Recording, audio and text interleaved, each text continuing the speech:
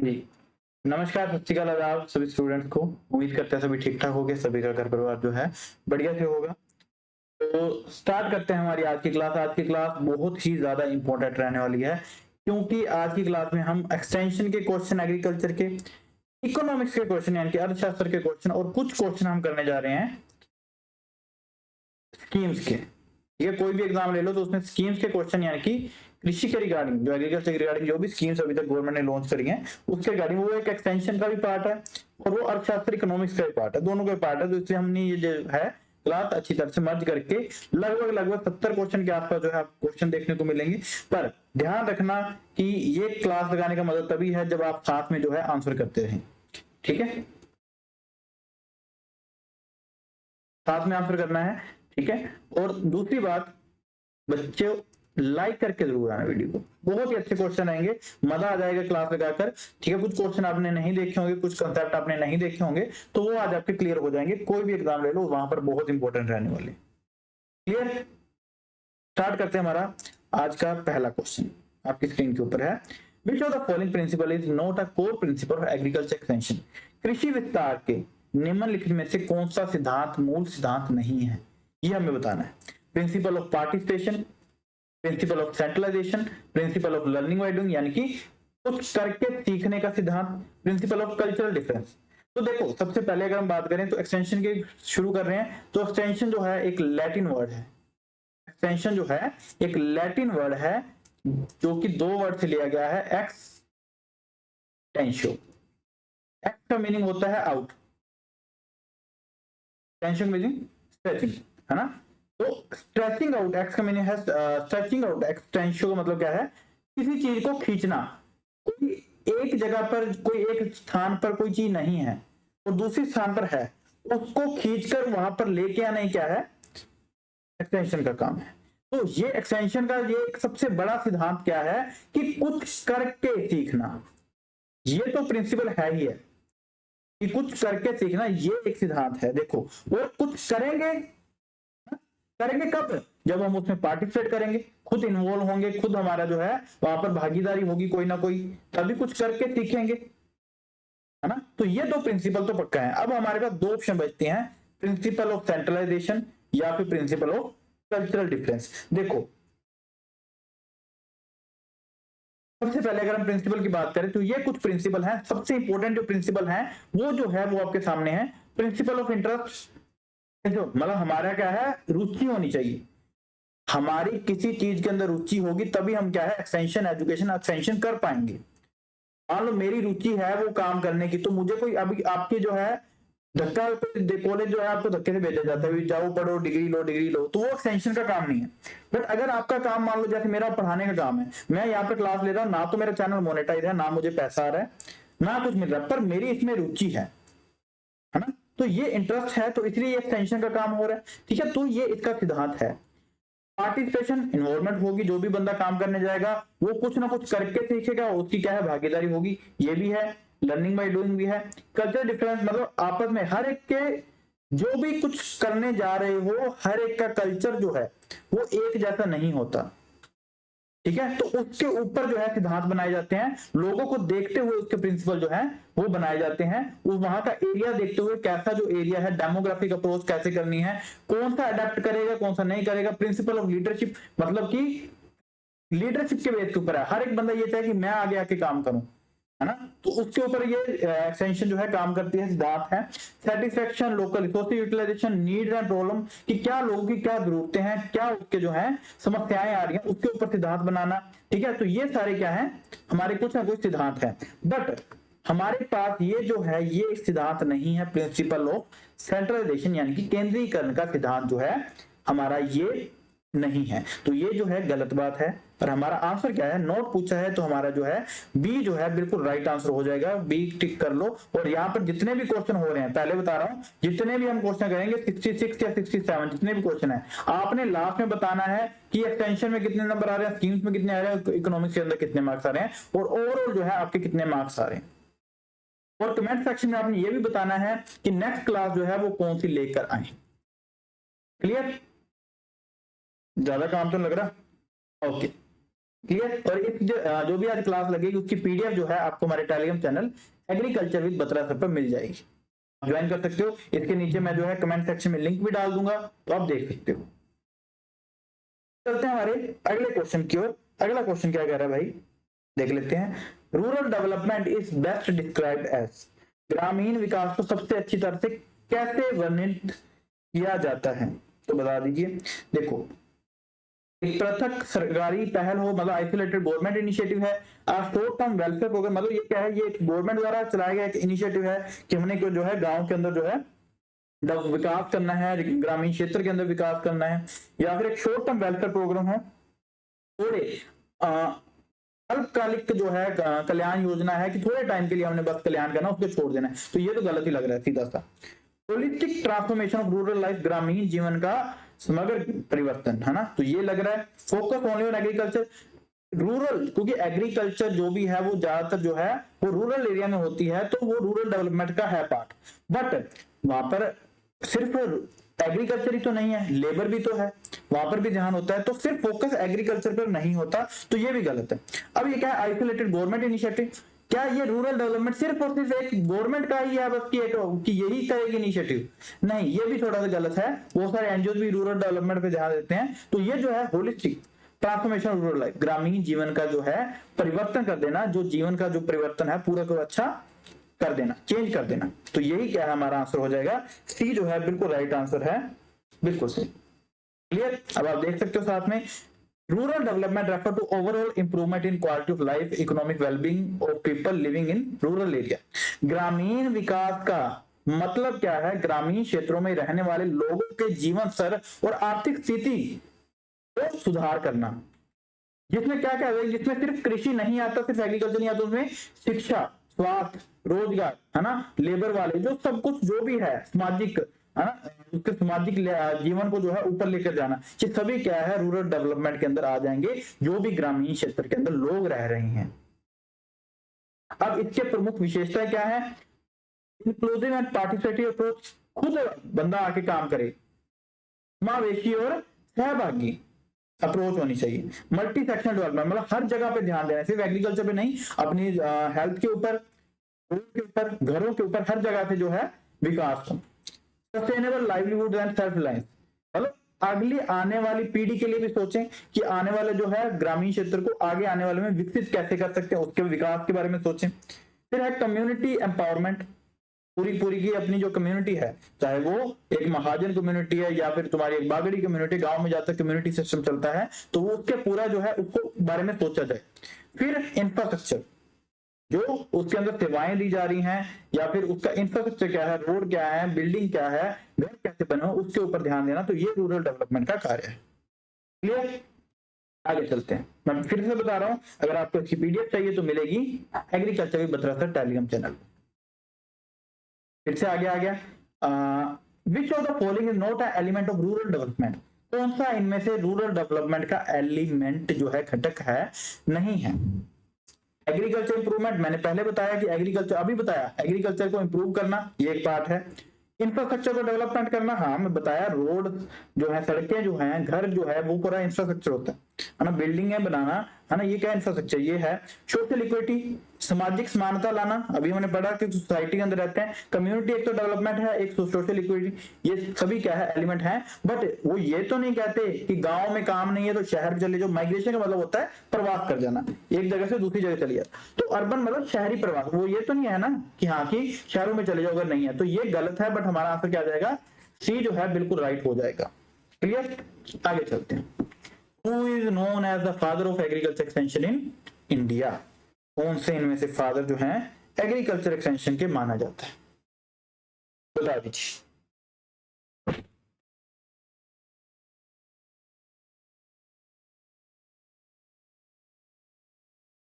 देखो, M S Swaminathan को father of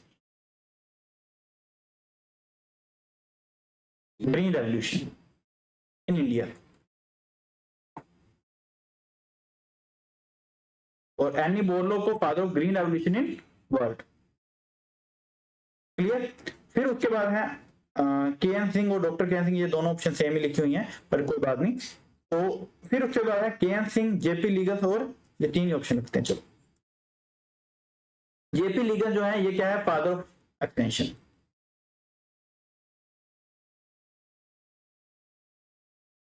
but अगर आपको इंडिया के अंदर, भारत के अंदर पूछ लिया जाए तो फिर क्या आंसर आ जाएगा, के.एन. सिंह।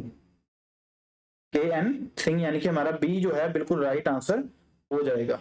नोट डाउन कर लीजिए।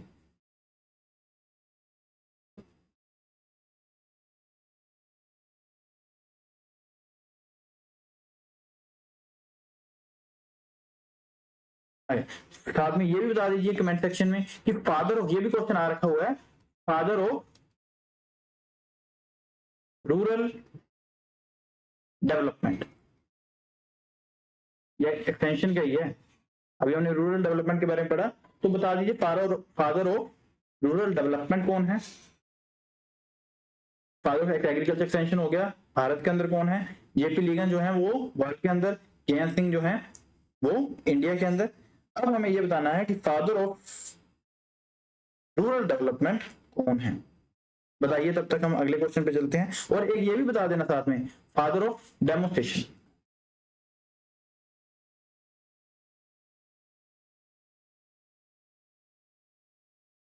बता दीजिए, आगे चलते हैं। इनके आंसर जो है लास्ट में कर लेंगे, तो तब तक आप लाइव चैट में जो है बता सकते हैं। Which principle of attention emphasizes working with the people rather than for the people? विस्तार का यानी कि एक्सटेंशन का कौन सा ऐसा सिद्धांत है जो लोगों के लिए नहीं बल्कि लोगों के साथ काम करने पर जोर देता है। लोगों के लिए काम नहीं करना, लोगों के साथ मिलके काम करो, साथ ही साथ निभाना वाला ना। तो कौन सा ऐसा जो है सिद्धांत है, ये सीधा सीधा आप देख सकते हो, फादर ऑफ अडेप्टेबिलिटी। अडेप्टेबिलिटी का मतलब क्या है, सॉरी फादर बोल रहा हूं, principle of adaptability. Principle of adaptability में क्या है कि हम अडेप्ट, अनुकूल हैं या नहीं उस कार्य के लिए, है ना, कि एक ऐसे सिद्धांत बनाना कि हमें देखना है कि लोग उस चीज के लिए अनुकूल अडेप्ट करेंगे या नहीं करेंगे। मान लो कोई नई चीज आ रही है, नई चीज आने पे लोग उसको अपनाएंगे या नहीं अपनाएंगे, ठीक है, तो वो आ गया, इसमें वो बात तो नहीं हो रही। Principle of cooperation, principle of cooperation, cooperation मतलब साथ ही साथ निभाना वाला, है ना, एक दूसरे के साथ मिलके चलना, एक दूसरे के साथ मिलके चलना, वो क्या है, प्रिंसिपल ऑफ कोऑपरेशन। तो हमारा बी जो है बिल्कुल राइट हो जाएगा। यहां से तो यही लग रहा है, बट आगे भी देख लेते हैं। प्रिंसिपल ऑफ लीडरशिप क्या कहता है कि हर एक के अपनी ही लीडर, मतलब अपना नेतृत्व है कि हर एक आगे आके काम करवाए। तो ये भी लग रहा है, ये भी नहीं है, ये भी नहीं है। प्रिंसिपल पार्टिसिपेशन मतलब हर एक जो सहयोग दे, भागीदारी निभाए। अब इन दोनों में कंफ्यूजन है, बट जो कोऑपरेशन है वो कहता ही है कि लोगों के लिए काम नहीं करना, लोगों के साथ मिलकर काम करना है, सहयोग देते हुए, नाम से पता चलता है। तो बी जो है बिल्कुल राइट आंसर हो जाएगा, B is right answer. Clear, चलते हैं हमारे अगले क्वेश्चन की ओर। अगला क्वेश्चन क्या कह रहा है, which 5-year plan first recognize rural development as distinct discipline. इस पंचवर्षीय योजना में पहली बार ग्रामीण विकास को एक पृथक अनुशासन के रूप में मान्यता दी गई। बता दीजिए, फर्स्ट 5-year प्लान मतलब 1950-51 में जो है 5-year प्लान शुरू हुए, है ना। तो उसके बाद इसको चेंज कर दिया गया किसमें, नीति आयोग में। पंचवर्षीय योजना जो थी उनमें से कौन सी ऐसी योजना थी जिसमें जो है ग्रामीण विकास को एक पृथक अनुशासन के रूप में मान्यता देगी। तो देखो ये आंसर हमने करना है। देखो सबसे पहले तो कौन सा ऐसा जो था, ईयर याद करो कि जहां पर रूरल डेवलपमेंट की बात करेगी, जहां पर ग्रामीण क्षेत्र के अंदर बात करें। सबसे पहले अगर हम बात करें, एक प्रोग्राम आया IRDP, जिसका नाम था इंटीग्रेटेड रूरल डेवलपमेंट प्रोग्राम, समेकित ग्रामीण विकास कार्यक्रम, ठीक है, इंटीग्रेटेड रूरल डेवलपमेंट प्रोग्राम 1978 के अंदर, 1978 के अंदर। क्लियर। फिर उसके बाद एक और उसी टाइम पे एक और प्रोग्राम आया ट्राइसम 1979 में, 1979 में, ठीक है। फिर मिनिमम नीड प्रोग्राम आया इसी पंचवर्षीय योजना के अंदर। मतलब ये जो है 1975 से 80 तक जो था वहां पर यही प्रोग्राम जो है वहां पर जो है वो होगा। ये देखो 1947 टू 1979, 1974 से लेकर 1979 तक जो है officially recognize rural development and district discipline, क्योंकि यहाँ पर जो है IRDP प्रोग्राम जो है पॉवर्टी एलिवेशन के लिए यानी कि गरीबी उन्मूलन के लिए, रोजगार सृजन के लिए और समेकित ग्रामीण विकास कार्यक्रम जो है IRDP जो है पर विशेष जोर दिया गया। तो हमारा जो है क्या आंसर आ जाएगा, 5th 5 ईयर प्लान। क्या आंसर आ जाएगा, सी जो है बिल्कुल राइट आंसर हो जाएगा, सी बिल्कुल करेक्ट आंसर। भाई साहब क्वेश्चन आ रहे हैं कि नहीं, नंबर बन रहे हैं, बढ़िया लग रही है क्लास, तो लाइक करके आओ। तो जिसने चैनल नहीं सब्सक्राइब किया तो व्यू ज्यादा आ गए, सब्सक्राइबर जो आपके कम आए तो देख लेना। ये क्लास आपके लिए बिल्कुल फ्री ऑफ कॉस्ट लेकर आ रहे हैं, तो सिर्फ इतना ही चाहते हैं कि आप चैनल को सब्सक्राइब जरूर करें, ताकि जो है ऐसी क्लासेस आपके लिए फ्री ऑफ कॉस्ट मिलती रहे। पढ़ाने वाले बहुत इंस्टीट्यूट हैं, पर ये जो PPT आपके सामने लेके आ रहा हूँ 2 दिन लगे हैं इसको बनाते हुए, क्वेश्चन को बनाते हुए, आपके एग्जाम के अकॉर्डिंग बनाते हुए। क्वेश्चन बनाना मुश्किल नहीं है, आपके एग्जाम के अकॉर्डिंग बनाना, सिलेबस के अकॉर्डिंग बनाना बहुत मुश्किल है। क्लियर? तो इसलिए वीडियो को लाइक जरूर करो और चैनल को सब्सक्राइब जरूर करना है, क्योंकि आपके लिए वीडियो ऐसे ही फ्री ऑफ कॉस्ट आती रहेगी। किसी भी, मुझे पैसे का लालच नहीं है, मैं उन लोगों में नहीं आता जो पैसे के नाम पे एजुकेशन में एक धंधा चला रहे हैं। बहुत सारे ऐसे इंस्टीट्यूट हैं, उनमें नहीं हूं मैं। ठीक है, यहाँ पर बताऊंगा तो यूट्यूब पे थोड़ा सा वो हो जाता है, हाँ है ना। तो कभी बच्चे ने किसी एकेडमी में तैयारी करनी हो, कहाँ से बैच ली, तो आप मुझे मैसेज भी कर सकते हो, आपको पर्सनली मैं बता दूंगा। ये नहीं कि मैं कोई बैच चलाऊंगा, मैं तो आप देख सकते हो मैंने कोई अभी तक बैच शुरू भी नहीं किया है। अगर चला भी रहा हूँ तो मैं खुद बोल दूंगा कि हमारा ये बैच अच्छा नहीं है, तो आप मुझे कॉल कर लेना 9688100024। लगभग हर एक इंस्टीट्यूट का पता है, एग्रीकल्चर के, कृषि के अंदर जो भी हैं, तो मैं आपको बता सकता हूँ कौन सा इंस्टीट्यूट जो है धंधा चला रहा है। कुछ ऐसे इंस्टीट्यूट को भी जानता हूँ, सिर्फ 2 मिनट का समय लूंगा, कुछ ऐसे इंस्टीट्यूट को भी जानता हूँ जिनके टीचर खुद जो है एग्रीकल्चर के हैं ही नहीं, पढ़ा रहे हैं एंटोमोलॉजी, पैथोलॉजी। ठीक है, तो पहले देख लिया करो, टाइम ना वेस्ट करते हुए आगे चलते हैं। हमारा अगला क्वेश्चन, ठीक है, और मैं फिर से बता रहा हूँ, हमारा YouTube channel Batra coaching classes, जहां पर आप क्लास देख रहे हो उसको सब्सक्राइब करना है। Telegram channel agriculture Batra sir, आपको लिंक जो है कमेंट सेक्शन में और डिस्क्रिप्शन में दे दूंगा, और नहीं तो आप सीधा टेलीग्राम पे सर्च करो एग्रीकल्चर बत्रा सर, इंस्टा पे सर्च करो agriculture Batra sir, Batra sir एक ही है एग्रीकल्चर में, आप देख सकते हो। क्लियर? आगे चलते हैं, आगे क्या है, which expansion methodology is most suitable for large group awareness creation? कौन सी ऐसी जो है बड़े समूह के जागरूकता के लिए उत्पन्न करने के लिए कौन सी विस्तार कार्य प्रणाली जो है सबसे उपयुक्त है? देखो, एक तो होता है इंडिविजुअल। मान लो मैं आज कोई जो है, आपने सुना होगा, एक सिंपल सी चीज बताते हैं, सिर्फ बातें करते करते ये हम कर लेंगे। क्या है कि मान लो मैं आज बोलूं कि मैं आज एक फेयर एंड लवली की जो है, मैं एक नई जो है फेयर एंड बत्रा लिख लेता हूँ, फेयर एंड बत्रा, है ना। तो मैं एक नई जो है क्रीम लेकर आता हूँ जो आपको गोरा कर देगी। अब ये जो है, इसको मैंने सबको बताना है कि मेरी ऐसे क्रीम आई है। अब देखो, एक तो मैं क्या कर सकता हूँ, मैं अपने पास लोग रखूं 5-6, वो आपके घर पे जाएं, घर पे जा जाके बेल मारे, है ना।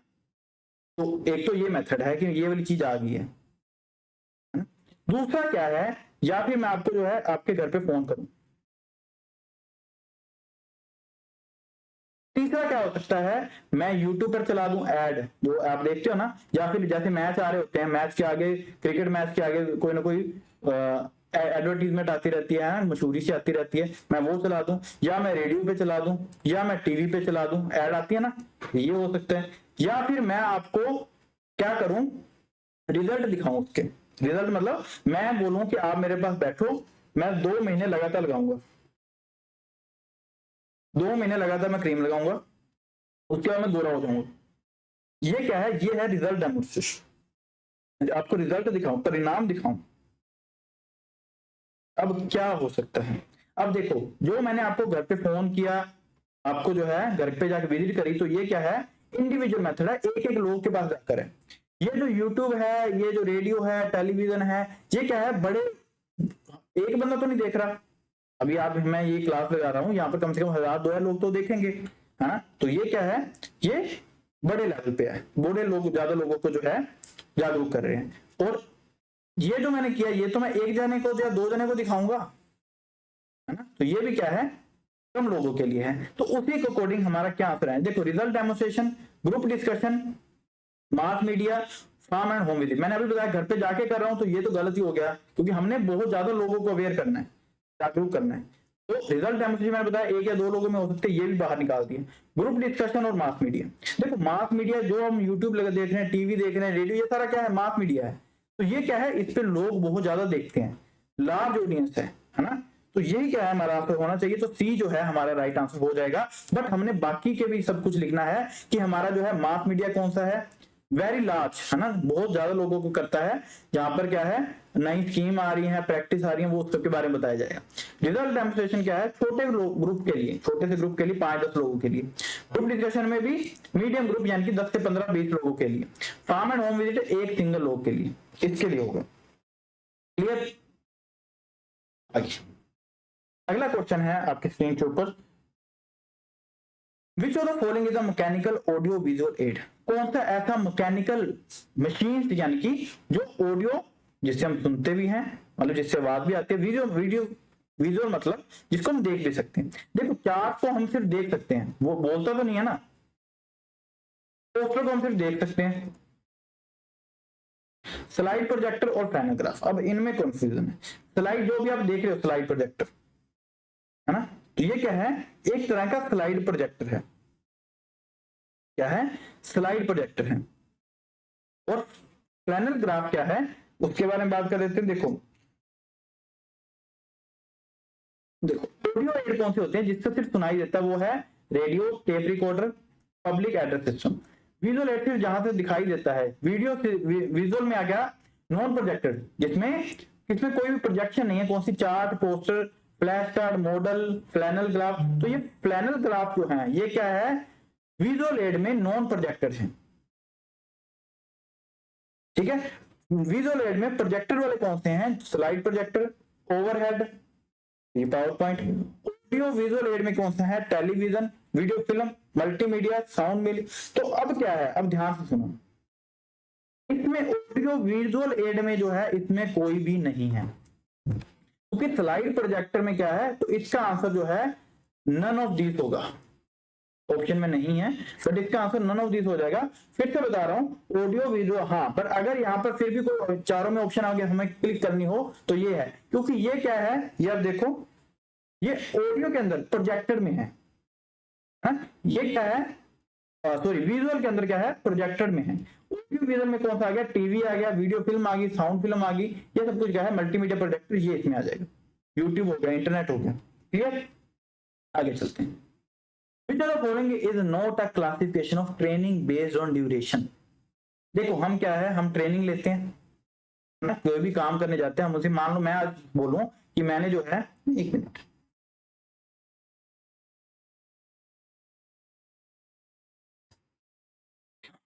मान लो मैं आज बोलूं कि मुझे जो है आज पोलियो खोलना अपना ग्रीन हाउस, क्योंकि मेरा इच्छा भी यही है कि मैं अपनी पोलियो खोलूं।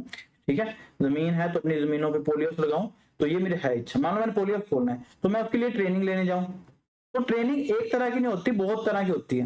हो सकता है मेरी ट्रेनिंग 10 दिन की हो सकता है 20 दिन की हो सकता है मैं पोलियो की लूं ट्रेनिंग, हो सकता है मैं सारे एग्रीकल्चर की ट्रेनिंग एक साथ लूं, बहुत सारी अलग अलग ट्रेनिंग है।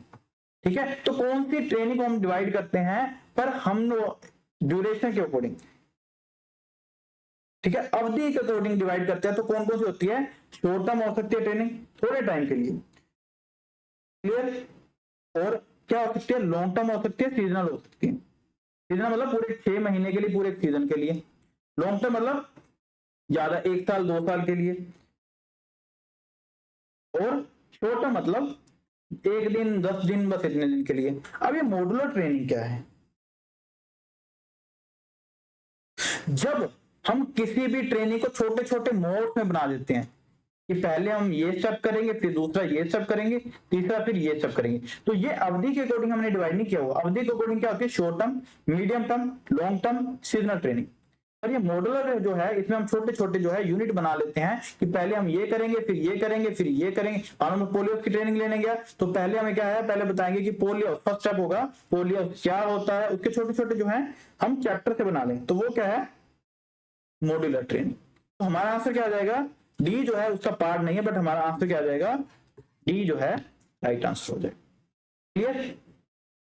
Which scheme are launched by government of India to promote agri business in rural youth? बता दीजिए।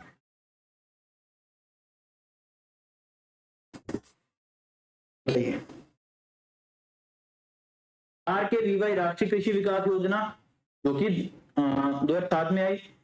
दीनदयाल अंत्योदय योजना राष्ट्रीय ग्रामीण आजीविका mission, national rural livelihood mission. Deendayal Antyodaya योजना, नेशनल रूरल लाइवलीहुड मिशन, जिसको बाद में मर्ज कर दिया गया था, वो आगे क्वेश्चन है। ठीक है, फिर है आर्या, फिर है ACABC agri clinic and agri business centre. ये जो योजना है ये 2000, इस पे क्वेश्चन बहुत आता है, 2002 में जो है इसको लाया गया, agree clinic and agri business centre. बहुत बार क्वेश्चन आया हुआ भाई। इस पे क्या है, जो भी कृषि वाले छात्र हैं, कृषि छात्र, एग्रीकल्चर ग्रेजुएट्स हैं, जिन्होंने ग्रेजुएशन एग्रीकल्चर में कर रखी है, उसको जो है कोई भी नया काम करने के लिए, कोई भी बिजनेस करने के लिए लोन दिया जाएगा। कितना लोन, 20 लाख तक का लोन दिया जाएगा। अगर वो एक जना है, अगर वो 5 जने हो सकते हैं, 5 बंदे मिलकर कर सकते हैं, तो 1 करोड़ का लोन मिलेगा, जिसमें ये शर्त है कि उनमें से एक लोग जो है, एक बंदा जो है वो एग्रीकल्चर कृषि का छात्र होना चाहिए, उसकी ग्रेजुएशन एग्रीकल्चर में होनी चाहिए। ठीक है, इसकी जो है फंडिंग कौन करता है, नाबार्ड। किसके थ्रू करता है, मोस्टली जो है खुद भी करता है या फिर आरआरबी के थ्रू कर देता है। और इसकी ट्रेनिंग कौन करता है, manage, national agriculture extension management, जो हैदराबाद के अंदर जो है इंस्टीट्यूट, वो इसकी क्या कर देता है, ट्रेनिंग देता है। तो एसी एबीसी क्या है, मैंने अभी क्या पूछा, government of India promote agri business in rural youth. राष्ट्रीय कृषि विकास योजना, ये उसमें काम नहीं करता। दीनदयाल अंत्योदय योजना, यानी कि ये क्या है, राष्ट्रीय ग्रामीण है ना आजीविका मिशन। नेशनल, ये क्या है, लाइवलीहुड मिशन है ना, जीना जीना सिखाता है रूरल के अंदर। आर्या हो गया है ना, अर्बन, मतलब जो शहरों वाला जो काम है वो बताना। फिर एसी एबीसी आ गया, एग्रीकल्चर। तो ये जो है यही तो बिजनेस करवा रहा है एग्रीकल्चर के अंदर, जो है एग्रीकल्चर ग्रेजुएट है तो एग्रीकल्चर का बिजनेस करना है, उसके लिए लोन देगा, तो ये प्रमोट क्या कर रहा है, एग्री बिजनेस प्रमोट कर रहा है। डी जो है बिल्कुल राइट आंसर हो जाएगा। Who developed the cone of experience used in audio visual education? ये हमें बताना है।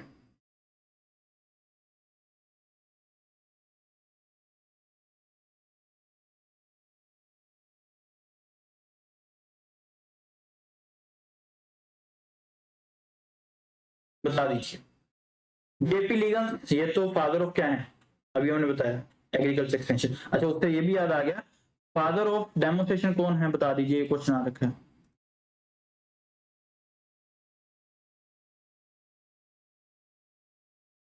और फादर ऑफ, दूसरा क्वेश्चन क्या पूछा था मैंने, फादर ऑफ रूरल डेवलपमेंट, बिल्कुल सही।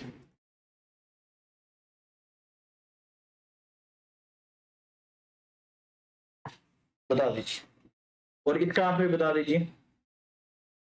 देखो, कुछ चीजें बता देता हूं कि उन 1946 के अंदर है ना, कि एक कोन ऑफ एक्सपीरियंस बनाया इस बंदे ने, कि लर्निंग एक्सपीरियंस है ना, कि लोग सीखते कैसे हैं, वो क्या है, एक सिंबल बनाकर, है ना, मतलब ये क्या दर्शाता है कि विभिन्न प्रकार के जो है अनुभवों के कैसे और कितना सीखते हैं।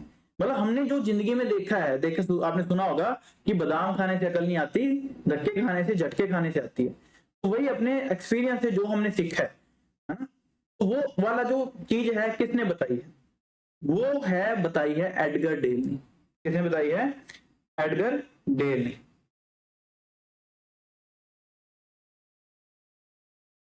लिख लीजिए, एडगर डेल।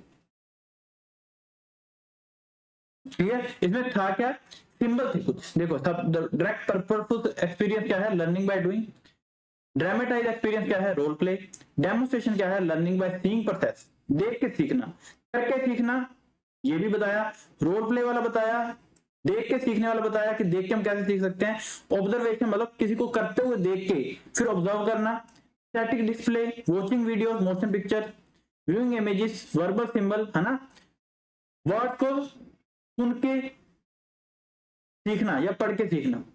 तो ये कुछ क्या है, टोन ऑफ एक्सपीरियंस इसमें। क्लियर, आगे चलते।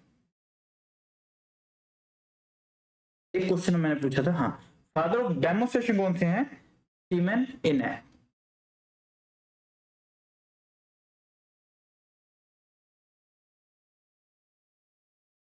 रूरल डेवलपमेंट का आपने बताया नहीं है, तो बताओ पहले, ये कुछ तो बोलो, तो मत जाना, आगे रूरल डेवलपमेंट पे और आएगा तो तब ये क्वेश्चन पूछूंगा फिर से।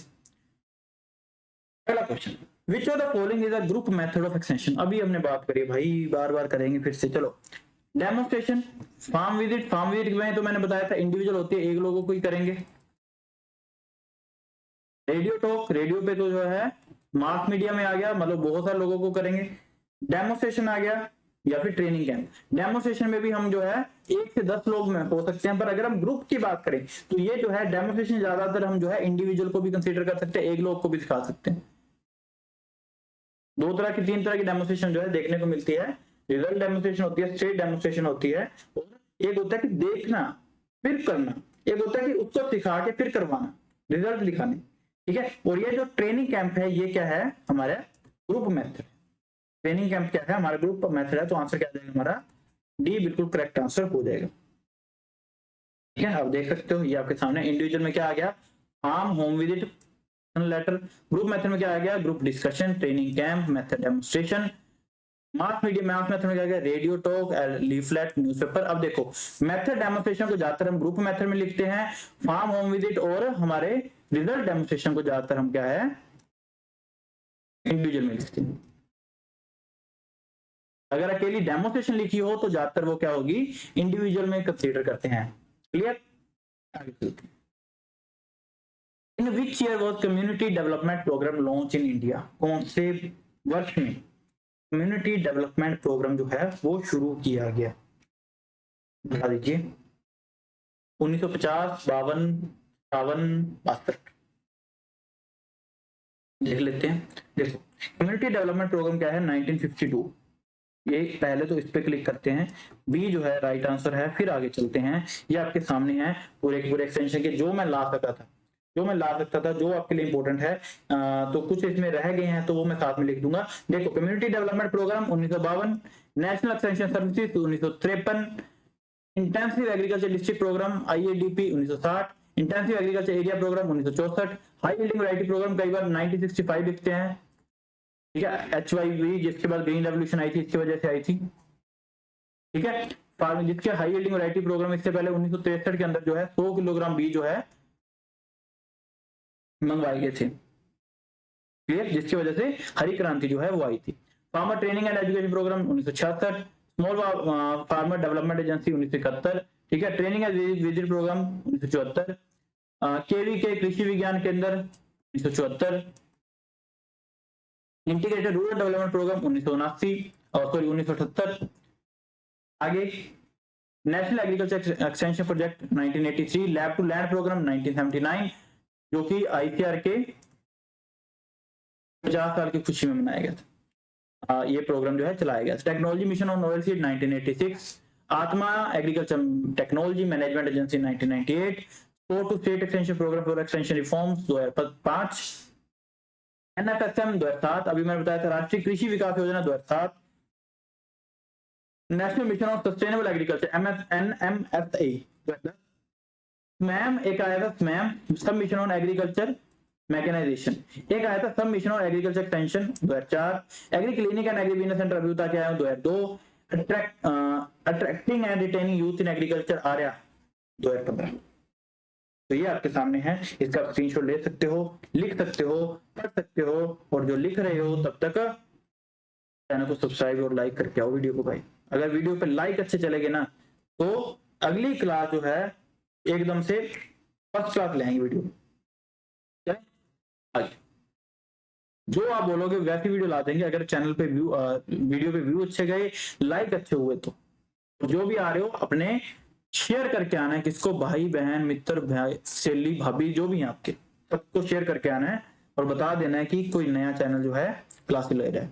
नया चैनल है, आपके जैसा ही हूं, तो आपकी सिर्फ एक सब्सक्राइबर और व्यूज चाहिए, वो आप करवाओगे। क्लास अच्छी लग रही है तो करना, नहीं अच्छी लग रही तो मत करना, कोई बड़ी बात नहीं।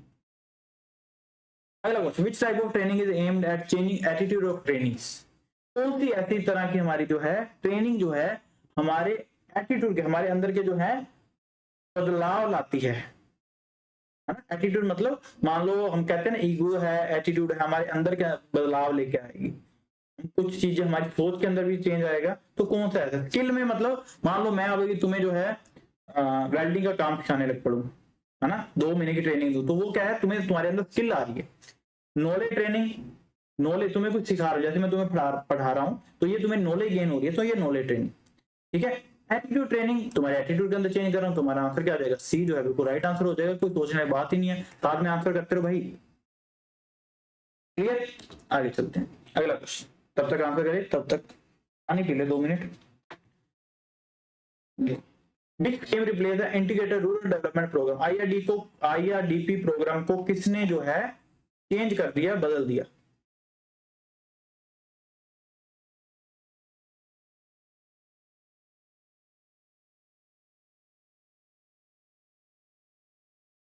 बताइए।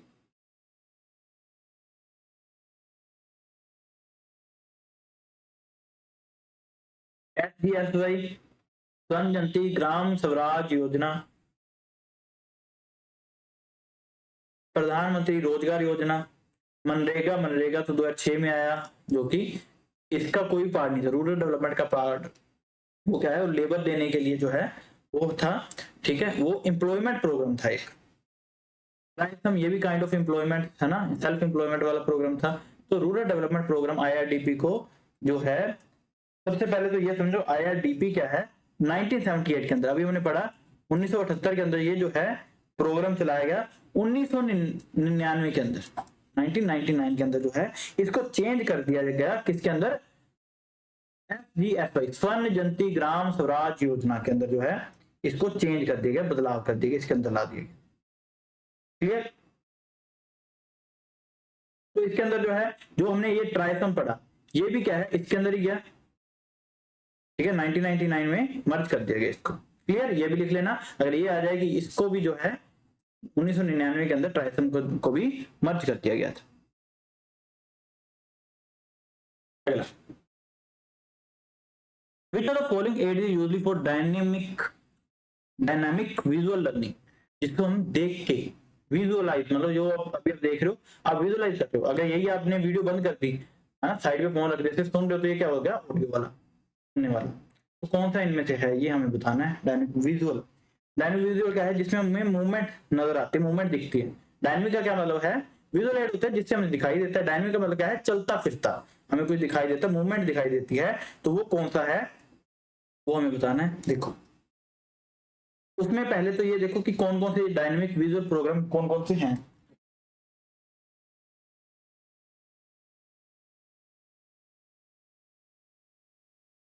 कौन कौन से जो हैं डायनेमिक, पहले तो वीडियोस, अभी आप जो देख रहे हो यूट्यूब वीडियोस होगी चाहे, है ना। और विजुअल लर्निंग में और कौन सा आ जाएंगे? टीवी हमारा। और कौन सा आ जाएगा? Motion picture. ठीक है, ये चार्ट वगैरह क्या है, ये विजुअल है पर डायनेमिक नहीं है, ना मॉडल, ना चार्ट्स, ना फ्लैश कार्ड। तो हमारा आंसर क्या आ गया? डी जो है बिल्कुल राइट आंसर हो जाएगा। चलते हमारे अगले, ये आपके सामने है। विजुअल एड में क्या आ गया? नॉन प्रोजेक्टेड और प्रोजेक्टेड। प्रोजेक्टर में क्या आ गया? स्लाइड, ओवरहेड प्रोजेक्शन, ये सब कुछ। ऑडियो में क्या आ गया? Radio, tape recorder, microphone. Visual audio video में कौन से आ गए? ये आपके सामने है। क्लियर? तो इनमें से कौन सा जो है गतिशील है, कौन सा जो है स्थिर है, वो भी आपके सामने। इनमें से क्वेश्चन पूछे जा सकते हैं, आपके सामने है। स्क्रीनशॉट ले लो, नोट कर लो अच्छे से।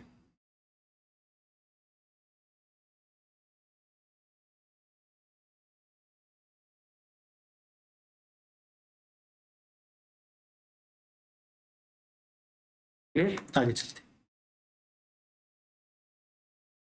हैं। Question, who propose the adopter categories in diffusion of innovation. Innovation मतलब जब भी कोई नई चीज आती है तो देखो एक सिंपल सी बात, मान लो आज जो है एक मैं कंबाइन लॉन्च कर दूं, है ना, कंबाइन जो हार्वेस्टर होता है वो लॉन्च कर दूं अपना नया पत्रा हार्वेस्टर के नाम से। तो ये जो मैंने कंबाइन मैंने बनाई है क्या होगी, हमारी इनोवेशन होगी। नई कोई इनोवेशन रहेगी, पहले कंबाइन नहीं बनती थी, मान लो मैंने बना दी, तो ये क्या होगी हमारी इनोवेशन, है ना। तो अब जो है कुछ लोग तो मैंने अभी लॉन्च करी तो तभी साथ, मान लो एक सिंपल सी बात समझो, मैंने मान लो यूपी ट्रिपल एसटी का बैच लॉन्च किया, है ना, तो वो बैच लॉन्च होते ही जिन लोगों को जरूरत थी ना उन्होंने साथ में अडॉप्ट कर लिया, अभी ग्रहण कर लिया, है ना, ग्रहण कर लिया ऐसे में साथ में। कुछ लोग ऐसे हैं जो सोचेंगे कि लूं या ना लूं पर ले लेंगे। कुछ लोग ऐसे हैं कि जो अगर किसी ने आपके दोस्त ने ले लिया या उसके सहेली ने ले लिया तब लेंगे। कुछ लोग ऐसे हैं कि जो सिर्फ सोचते ही रह जाएंगे, वो लास्ट वाले। तो ये क्या है, उसके अकॉर्डिंग इनकी श्रेणियां बना देंगे, इनकी कैटेगरीज बना देंगी। तो ये जो कैटेगरीज बनाई ये किसने बनाई थी ये हमें बताना है, लीगन्स तो नहीं थे। तो ये क्या थे, एबट रोगर्स। 1962 के अंदर, 1962 के अंदर ये जो है कैटेगरी बनाई इन्होंने, जो है ये कैटेगरी 5 कैटेगरी बनाई। उसकी जो है इन्होंने बताया कि कितने प्रतिशत लोग जो है वो इनोवेटर होते हैं कि चीज आई साथ में ले ली, रिस्क टेकर होते हैं जो रिस्क लेते हैं, सबसे पहले मेरे पास आ जाए, पहली बार ट्राई करते हैं जो नए आइडिया को। फिर कुछ होते हैं अर्ली अडॉप्टर, जो मतलब जो मान लो ऐसे समझो मैंने कोई नई चीज बनाई, कंबाइन हार्वेस्टर बनाया, तो जो बड़े बड़े फार्मर थे उन्होंने साथ में ले लिया, हाँ कि चलो कोई बात नहीं, रिस्क किया कोई बात नहीं, 10-15 लाख की बात है, ले लेते हैं। कुछ लोग ऐसे होंगे जो गांव के अंदर सरपंच हैं, पंच हैं, मेंबर हैं, वो लेंगे, है ना। तो फिर जो है कुछ लोग ऐसे होंगे कि दूसरे हर एक के पास आने से पहले ले लेंगे, वो 34% लोग हैं। कुछ लोग ऐसे हैं कि जब सबके पास आनी शुरू हो जाएगी ना तब थोड़ा सा लेने पड़ेंगे, लेने लगेंगे। कुछ लोग ऐसे हैं जो मेरी तरफ सोचते रह जाएंगे, पीछे रह जाएंगे, पिछड़े हुए लोग, तो वो 16% है। सबसे ज्यादा अगर है तो वो कौन से, अर्ली मेजोरिटी और लेट मेजोरिटी। सबसे कम किसमें है, इनोवेटर के अंदर। ये कैटेगरीज है, ये आप नोट डाउन कर सकते हो, बहुत इंपॉर्टेंट, बहुत इंपॉर्टेंट लगा रहा हूं भाई। क्लियर, ओके, चलते हैं हमारे अगले क्वेश्चन की ओर। इसके बाद थोड़ी सी मैं स्पीड को बढ़ाऊंगा क्योंकि ऐसे हमारे क्वेश्चन बहुत ज्यादा हैं, टाइम हमारे पास कम है, आपका टाइम भी ज्यादा वेस्ट ना हो। और फिर से बता रहा हूँ, इसके जो है टेलीग्राम चैनल ज्वाइन करना है, वीडियो को लाइक करना है, वीडियो को शेयर करना है, किसी के साथ करना है आपको पता है, चैनल को सब्सक्राइब करना। टेलीग्राम चैनल पे आपको लिंक जो है ऐसी वीडियोस के मिलते रहेंगे। Which extension teaching method follows the seeing is believing? ठीक है, कौन सी विस्तार शिक्षण विधि देखना ही विश्वास करना पे अवधारण का पालन करती है? Result, demonstration, lecture, role play या फिर वर्कशॉप, है ना। सीइंग इज बिलीविंग, है ना। तो जो देखेंगे उस पर विश्वास करेंगे, पहले इस्तेमाल करें फिर विश्वास करें, वो वाला। तो वो क्या है, वो रिजल्ट ही तो है, पहले देखो लग रहा है कि रिजल्ट आ रहा है कि नहीं, उसका परिणाम आ रहा है या नहीं, फिर ही उस पर जो है विश्वास करेंगे। तो ये क्या है, रिजल्ट डेमोन्स्ट्रेशन। सिंपल सी चीज बताता हूं कि मान लो मैं एक ट्रैक्टर लेके आया, है ना, ये बड़ा ट्रैक्टर, ये ट्रैक्टर है, ये ट्रैक्टर पे ये सीट बना देते हैं कुछ कुछ, है कुछ और ही बन गया, चलो कोई बात नहीं। ये ट्रैक्टर पे जो मैंने, मान लो यहाँ पर खड़े हो जाओ आप, है ना, मैं ऐसे बोलूं कि ये वाला जो है इसका क्लच है, ये पीटीओ है, ये वाली ब्रेक है, ऐसे करके चलाना है। ये क्या है, ये मैं आपको मेथड सिखा रहा हूँ कि कैसे चलाना है, ठीक है। फिर मैं आपको बोलूं ये चला के दिखाऊं, आपको अपने साथ बिठा लूं ऐसे गोदी में, तो वो आपको बैठा के ऐसे चलवा के दिखाऊं। फिर आपको बोलूं कि ये देखो कि तुम जो पहले बैल चला रहे थे उसमें इतना टाइम लग रहा था, अब जो मैं चला रहा हूं अपने अपने हाथ से चला के देखो, हाँ, फिर आप रिजल्ट देखोगे कि हाँ भाई बढ़िया। तो ये क्या है, रिजल्ट। ये जो है ये भी देख लेना कि जो मेथड डेमोन्स्ट्रेशन होता है ये कम अवधि के लिए होता है, रिजल्ट डेमोन्स्ट्रेशन ज्यादा अवधि के लिए होता है। मेथड डेमोन्स्ट्रेशन जो है वो ग्रुप में भी हो सकता है, पर रिजल्ट डेमोन्स्ट्रेशन बहुत कम लोगों में होता है या फिर इंडिविजुअल होता है। ये कुछ जो है क्वेश्चन पूछे जा सकते हैं। क्लियर, आगे चलते हैं।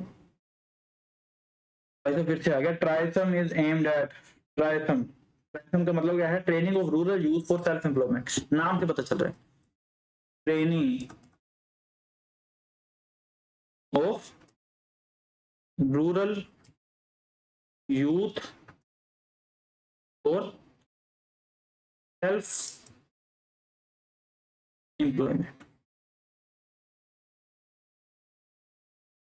अब नाम से पता चलो, ट्रेनिंग देना इसको रूरल ग्रामीण क्षेत्र के अंदर जो यूथ है, यंग लोग हैं, मेरे जैसे बुढ़े नहीं, आपके जैसे यंग लोग जो हैं, उनको ट्रेनिंग देना कैसी, सेल्फ एम्प्लॉयमेंट, उनके अंदर एम्प्लॉयमेंट आए, रोजगार पैदा हो, बट रोजगार ऐसे नहीं कि मैं बोलूं कि मैंने लोगों को रखना है, उनका खुद का रोजगार करने के लायक हो जाए, चाहे वो गोलगप्पे की रेडी लगाए, चाहे मोमोज लगाए, चाहे वो बीड़ी सिगरेट बेचे, तो ऐसे करके उनको ट्रेनिंग देनी है। बीड़ी सिगरेट के लिए जो ट्रेनिंग नहीं होती पर फिर भी ठीक है, तो ऐसी ट्रेनिंग देनी है। तो वो जो है वो क्या प्रमोट कर रहा है, प्रमोट रूरल आर्टिसन, ग्रामीण कारीगरों को बढ़ावा देना, providing technical skill to rural youth. ये सिर्फ कारीगरों को, ये कारीगरों को बढ़ावा देती थी, पर सिर्फ उनको ही नहीं देती थी। माइक्रो क्रेडिट टू फार्मर, किसानों के लिए थी, बट सिर्फ किसानों के लिए नहीं थी। लैंड रिफॉर्म, भूमि में सुधार नहीं था। Providing technical skills to rural, मतलब कुछ ग्रामीण युवाओं को तकनीकी कौशल प्रदान करना, यही क्या था, इसका मेन मोटिव था। आंसर क्या आ जाएगा हमारा, बी जो है बिल्कुल राइट आंसर हो जाएगा। चलते हमारे अगले क्वेश्चन की ओर। Which of the following is not a principle of extension teaching, निम्नलिखित में से कौन सा विस्तार शिक्षण का सिद्धांत नहीं है। Learning by doing, motivation, participation या फिर मेमोराइजेशन। तो देखो, लर्निंग बाय डूइंग कुछ करके सीखना है, मोटिवेशन मोटिवेट करना, जबकि मान लो एक्सटेंशन टीचिंग, मैं अभी आपको पढ़ा रहा हूं, मान लो मैं फार्मर को इकट्ठा करूं, मैं पहले उनको मोटिवेट करूंगा। मान लो मैं एक नई जो है कोई वैरायटी आई है, कोई किस्म नहीं आई है किसी भी फसल की, तो पहले मैं उनको मोटिवेट करूंगा कि तुम ये लगाओ, तुम कर सकते हो। फिर मैं उनको लगा के दिखाऊं कि ये वाली फसल आपके उससे पहले वाली किस्म से क्यों बढ़ी है, तो ये तो हो गया लर्निंग बाय डूइंग। मोटिवेट करूं, पार्टिसिपेट करवाऊं, भागीदारी करवाऊं कि भाई तुम खुद लगा के देखो। पर ये मेमोराइजेशन तो नहीं है भाई, उनको मेमोराइज करने को तो नहीं बोलूंगा भाई मेमोराइज कर लो, ये वाली किस्म मेरी 12-24 ये ऐसी किस्म है, ये तो नहीं होगा। तो ये क्या है हमारा, गलत हो जाएगा, बट हमारा आंसर जो है वो डी सही हो जाएगा। क्लियर, आगे चलते हैं। The T&V system was funded by training and visit programme, है ना। ट्रेनिंग एंड विजिट सिस्टम जो है, T&V मतलब अभी मैंने बताया,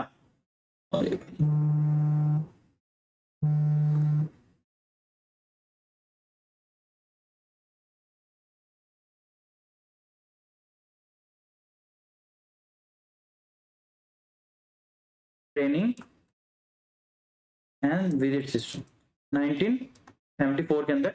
इसका मेन मकसद क्या था, एग्रीकल्चर एक्सटेंशन का ही पार्ट था, टेक्निकल कंपटीशन, है ना, तो टेक्निकल जो है कंपीट करना उनके साथ, वो इसका जो है मेन रोल। तो इसमें जो है इनिशिएट किसने किया था, ये भी लिख लेना, डैनियल बेनोट। इसको फंड कौन करता था, वर्ल्ड बैंक।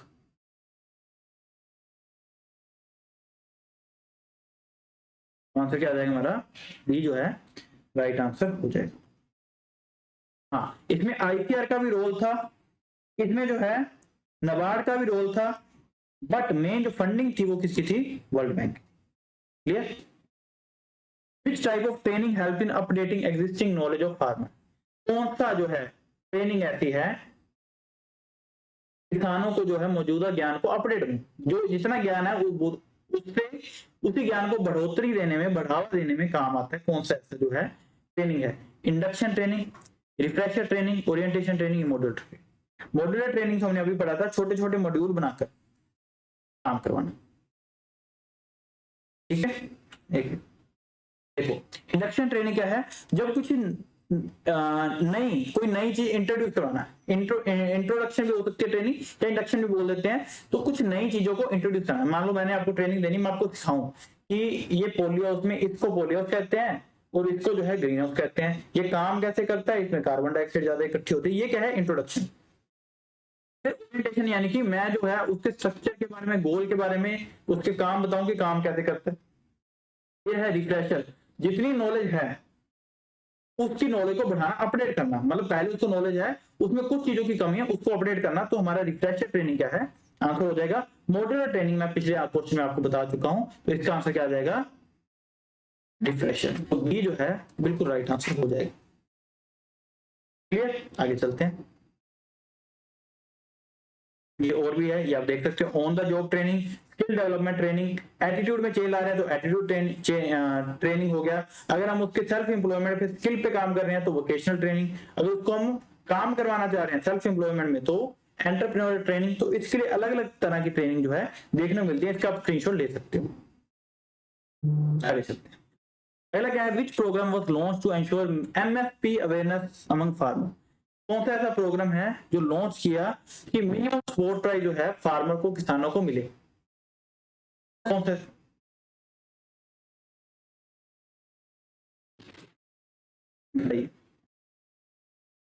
किसान कॉल सेंटर, केसीसी किसान कॉल सेंटर जिसको हम बोलते हैं। आपने ये भी बताना है कमेंट सेक्शन में इसका कॉन्टैक्ट नंबर कितना भाई। किसान मेला, पीएम किसान योजना तो 2019 के अंदर आई, जो कि 2,000 रुपए जो है, 2,000 रुपए जो है वो फार्मर को, 2019 बोल रहा हूँ, ये जो है 2,000 रुपए जो है एक किस्त जो है बने और 3 किस्तों में आए, तो मतलब 6,000 रुपया प्रति वर्ष फार्मर की आय को बढ़ाने के लिए। 2022 तक इन्होंने बोला था कि फार्मर की आय को डबल कर देंगे, तो उसके लिए लाए थे। तो ये तो बाहर निकाल देते हैं। तो कौन सा है किसान रथ, तो ये बताना है हमें।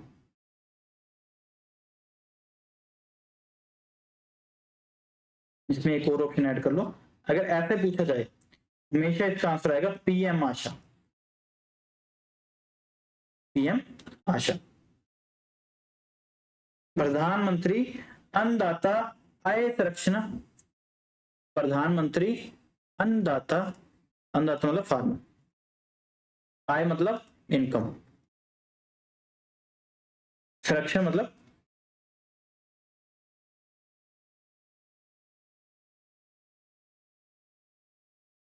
अभियान। तो ये क्या है, पीएम आशा आ जाएगा। इनमें से कोई भी नहीं है तो नन ऑफ दिस हो, तो नन ऑफ दिस। अगर पीएम आशा लिखा हो तो ये आंसर आ जाएगा। ये वाली जो है स्कीम ये आई 2018 में, जो भी एमएसपी जिन फार्मर को नहीं मिलता था उनके लिए जो है लाएगी। इसलिए क्या था, इसलिए पीएसएस, प्राइस सपोर्ट सिस्टम, इसमें जो है इंट्रोड्यूस कराया गया। प्राइस डिस्ट्रिक्ट पेमेंट सिस्टम, पीडीपीएस, इसको भी इंट्रोड्यूस करवाया गया। तो ये कुछ चीजें जो है पीएम आशा में करवाएगी। क्लियर, आगे चलते हैं। अगला, विच of the following is a non projected visual. फिर से भाई वो आ गया, projected, non projected, film स्ट्रिप्ट, chart. देखो इसमें चार्ट जो है वो कौन से आ जाते हैं, स्लाइड जो है वो प्रोजेक्टेड है, फिल्म स्ट्रिप जो है वो प्रोजेक्टेड है, चार्ट जो है वो प्रोजेक्टेड नहीं है। तो सी जो है बिल्कुल राइट आंसर हो जाएगा। ये आपके सामने फिर से है, ये जो चार्ट है हमारी ये क्या है, नॉन प्रोजेक्टेड। पोस्टर आ जाता तो भी आंसर होता, फ्लैश चार्ट, ग्राफ, मॉडल, ये सारे क्या है नॉन प्रोजेक्ट। प्रोजेक्टेड में कौन सा है, स्लाइड, ओवरहेड, फिल्म स्ट्रिप, ये किसमें है, प्रोजेक्टेड के। क्लियर, आगे चलते। The main objective of extension education is to, main जो है उद्देश्य, विस्तार शिक्षा का मेन उद्देश्य क्या है, प्रमोट टेक्नोलॉजी होनी, सिर्फ और सिर्फ तकनीक को बढ़ाओ। जहां पर ओनली वर्ड आ जाए ना और उसका ऑब्जेक्टिव पूछे जाए तो वो तो पहली बार निकाल दे करो। सिर्फ उसके लिए नहीं होगा, तो एक ऑब्जेक्टिव नहीं होगा, उसके एक से ज्यादा जरूर होंगे। Transfer laboratory knowledge to farmer, extension education का काम ये था कि ये जो एक चीज लैब में बन रही है वो जो है उसको फार्मर तक लेके जाए, फार्मर की प्रॉब्लम को फिर से लैब तक लेके जाया जाए, इसका सोल्यूशन समाधान देके फिर से द्वारा फार्मर को बताया जाए, वहां से फिर से उसको प्रॉब्लम लेके यहाँ तक। तो ये लैब टू लैंड प्रोग्राम भी बोला गया जिसको। तो लैबोरेटरी नॉलेज को फार्मर तक लेके जाना ही क्या है, मेन उद्देश्य था। मेन उद्देश्य इसका यही था। क्लियर। उसके बाद और भी इसके जैसे टेक्नोलॉजी को प्रमोट करना ये भी उद्देश्य था, एक्सपेरिमेंट कंडक्ट करवाना ये भी, पर मेन जो उद्देश्य था वो यही था, एक्सटेंशन एजुकेशन। क्लियर, आगे चलते। Which government scheme aim double farmer income by 2022, मैंने अभी बताया 2022 तक फार्मर की इनकम को डबल करने के लिए कौन सी थी,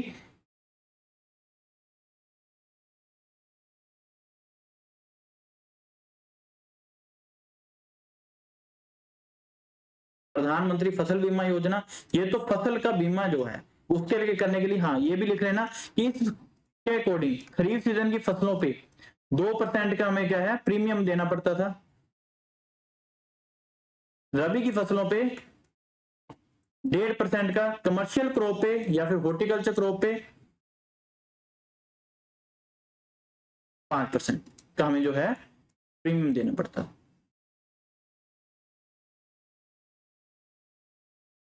क्लियर। कौन सी स्कीम जो है फार्मर इनकम को डबल करने के लिए, तो एक तो ये डबलिंग फार्मर इनकम स्ट्रेटजी है और एक पीएम किसान, बोथ बी और सी भी आंसर आ सकता है। ई नाम तो जो क्या है इलेक्ट्रॉनिक मंडी जो है बनाएगी कि हर एक लोग जो है ऑनलाइन आकर उसको बेच सकें, तो ये नहीं है, ये नहीं है, या तो बी एंड सी आंसर हो सकता है। अगर इनमें से ये भी इनमें से एक लिखा हो तो सी जो है बिल्कुल राइट आंसर। क्लियर, आगे चलते हैं। विच of the following is a self learning, मैं पहले से बता रहा हूं कि कुछ ऐसे क्वेश्चन हो जो अगर आप आंसर कर रहे हो साथ में, तो ये क्वेश्चन को पढ़ के अगर दो ऑप्शन उसमें लग रही हैं या नन ऑफ दिस लग रहा है, तो नन ऑफ दिस भी आप हर एक क्वेश्चन में ऑप्शन है तभी आपकी तैयारी होगी। जब none of this, all of this या फिर ए बी बी सी वाले आते हैं ना, तब बात फंसती है। Clear. Which of the following is a self learning extension method, निम्नलिखित में से कौन सा स्व शिक्षण विस्तार विधि है, बता दीजिए।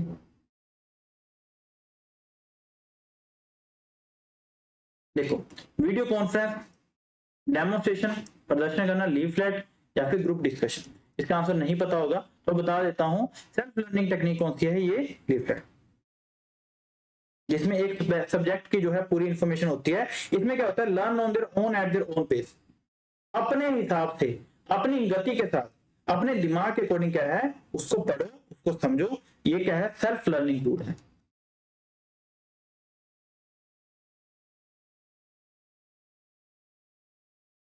क्लियर, तो आंसर क्या आ जाएगा, सी जो है बिल्कुल राइट आंसर हो जाएगा। चलते हैं हमारे अगले क्वेश्चन की ओर। Which committee recommended the establishment of ATMA, ATMA क्या था अभी मैंने बताया था, agriculture technology management agency, agriculture technology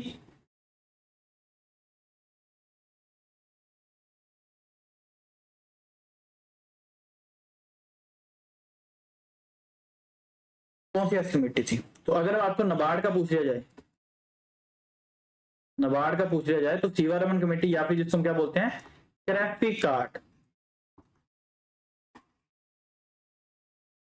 या फिर सीवारमन। और कमेंट सेक्शन में ये बता दीजिए कि आरआरबी जो है किसकी रिकमेंडेशन पे बनी, है ना। तो अगर ये पूछे जाए आत्मा क्या, किसने बताया था, किसने रिकमेंडेशन दी थी कि एक ऐसे करके कुछ ना कुछ इंस्टीट्यूट होना चाहिए, तो वो क्या था, शिवारमन कमेटी ने, किसने दिया था, शिवारमन कमेटी। बताइए,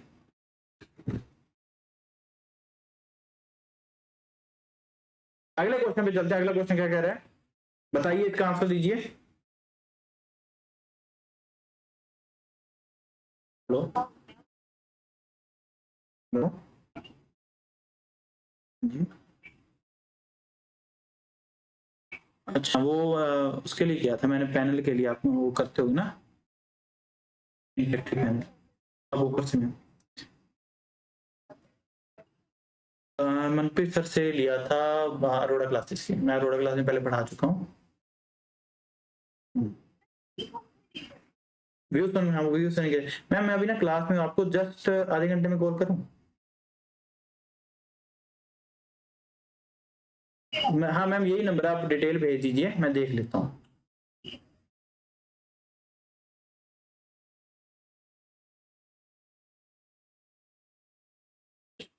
क्या क्वेश्चन है, which scheme is run to train agri graduate in entrepreneurship, बहुत इजी क्वेश्चन, बता दीजिए। AC ABC agri clinic and agri business centre, PKVY प्राकृत कृषि विकास योजना, ये तो ऑर्गेनिक फार्मिंग के लिए थी, तो बाहर निकाल देना।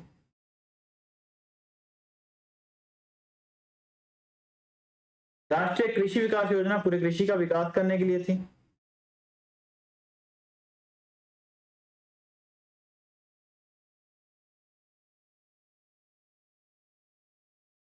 ठीक है, अभी मैंने बताया कि 20 लाख तक का एग्रीकल्चर ग्रेजुएट लोन ले सकता है, 5 लोग हो तो 1 करोड़ का ले सकते हो। एसी एबीसी जो कि 2002 में शुरू हुई, तो ए जो है मैं पहले बता चुका हूँ, ये तो बहुत इजी क्वेश्चन था।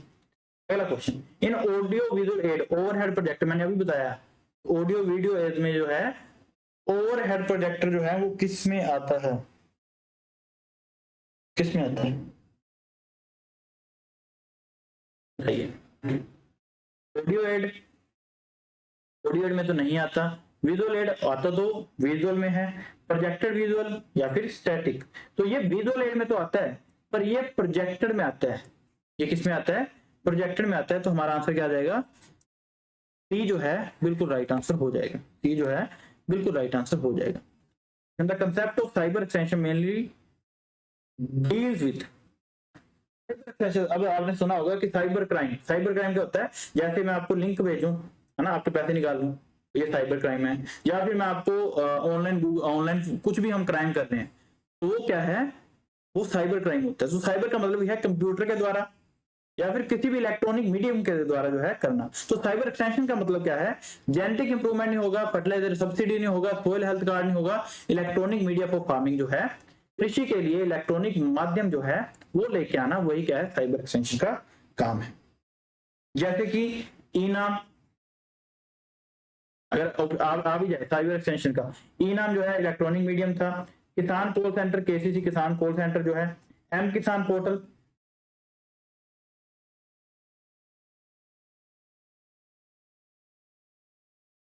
डिजिटल कृषि सेवा,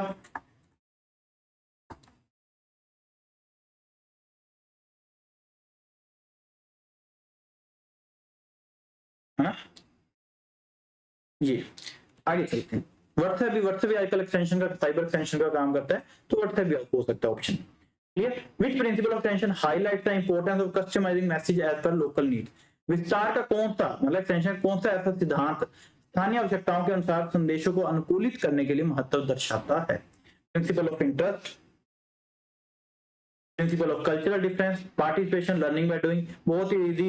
इंटरेस्ट तो रुचि वाला तो नहीं होगा, पार्टिसिपेशन भागीदारी वाला मैं बता चुका हूं, वो भी नहीं हो सकता, लर्निंग बाय डूइंग कुछ करके सीखना, ये भी नहीं हो सकता। हमने क्या है?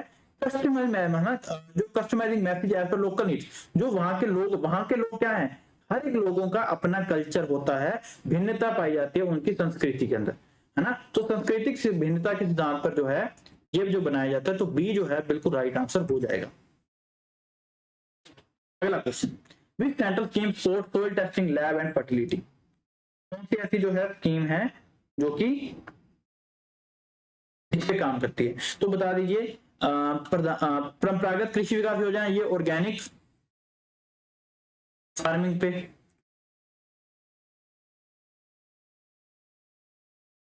Clear. Soil health card scheme, ये मिट्टी के लिए है। ये सोइल टेस्टिंग, ये नाम से पता चल रहा है, soil health card,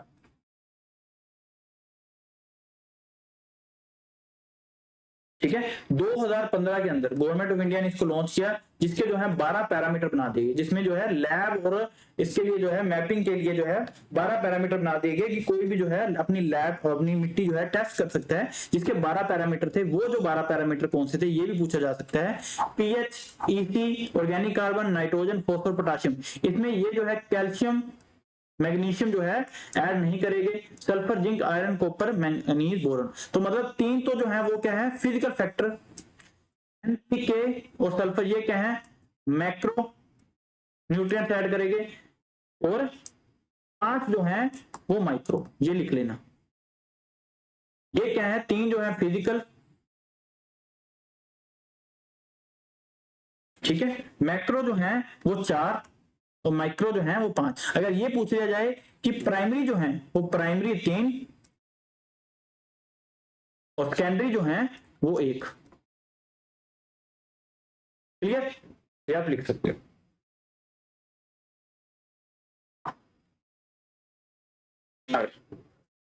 Which method is most appropriate for teaching illiterate farmer? जो फार्मर जो हैं वो इलिटरेट हैं, उनको कैसे सिखाया जा सकता है, कैसे जो है पढ़ाया जा सकता है? लीफलेट, पत्रिका, भाई वो पढ़ ही नहीं पाएंगे तो ये तो बाहर निकालो। रेडियो प्रोग्राम, रेडियो से सुन सकते हैं, समझ सकते हैं, तो ये हो सकता है। न्यू आर्टिकल, ये पढ़ ही नहीं सकते तो लेख तो क्या ही पढ़ेंगे। फील्ड डेमोस्ट्रेशन, क्षेत्र प्रदर्शन, उनको क्षेत्र में जाके प्रदर्शन करोगे, दिखाओगे, समझाओगे तो वो सीखेंगे, क्योंकि उनको यही आता है। तो सी जो है, अगर ये ऑप्शन होती तो बी होती, पर ये है तो सी हमारा राइट आंसर होगा हमेशा। अगर बोथ बी एंड सी है तो दोनों होगा, पर एक में से सबसे बढ़िया जो है वो सी ऑप्शन ही है, क्लियर। विच ईयर आत्मा एग्रीकल्चर टेक्नोलॉजी एजेंसी लॉन्च? अभी हम करके आए, आत्मा जो है कब लॉन्च जो है करेगी? 2002 जो है राइट आंसर हो जाएगा। तो बड़ी बात नहीं है, आगे चलते हैं। Which one is not a principle of rural development, इनमें से कौन सा जो है रूरल डेवलपमेंट का सिद्धांत नहीं है, ग्रामीण विकास का सिद्धांत नहीं है। पीपल पार्टिसिपेशन, जन भागीदारी, जन भागीदारी होगी तभी तो ये जो है काम करेगा, बिल्कुल सही है। सेल्फ रिलायंस, आत्मनिर्भर, हाँ रूरल डेवलपमेंट का यही था ना, हमने ट्राइसम पढ़ा कि खुद आत्मनिर्भर हो, भारत आत्मनिर्भर हो, है ना, तो रूरल डेवलपमेंट के लिए बनाया गया था। तो सेल्फ रिलायंस जो है बिल्कुल सही, इंटीग्रेटेड, हर एक तरह से, रोड हो, कंस्ट्रक्शन हो, बिल्डिंग हो, लोगों की सोच हो, लोगों के कपड़े हो, लोगों का पहरावा हो, ये सभी में क्या है, इंटीग्रेटेड हो, डेवलपमेंट हो, विकास हो, तो ये भी है। टॉप डाउन प्लान, तो ये क्या है, शीर्ष से नीचे की योजना, है ना, नीचे की योजना मतलब नीचे से ऊपर लेके जाने वाली प्लानिंग नहीं थी, तो ये जो है टॉप टू डाउन नहीं थी, डाउन टू टॉप प्लानिंग थी, नीचे से ऊपर लेके जाने, ऊपर से नीचे लाने की कोई प्लान नहीं थी इनका, ठीक है। ये जो कुछ उसके सिद्धांत है, people participation, self reliance, integrated development, local resource को यूज करना, बॉटम अप प्लानिंग थी। ये देखो ये क्या है, बॉटम अप प्लानिंग थी, ना कि टॉप डाउन प्लानिंग। बात कर लो यार, दो तो मैं रोकता।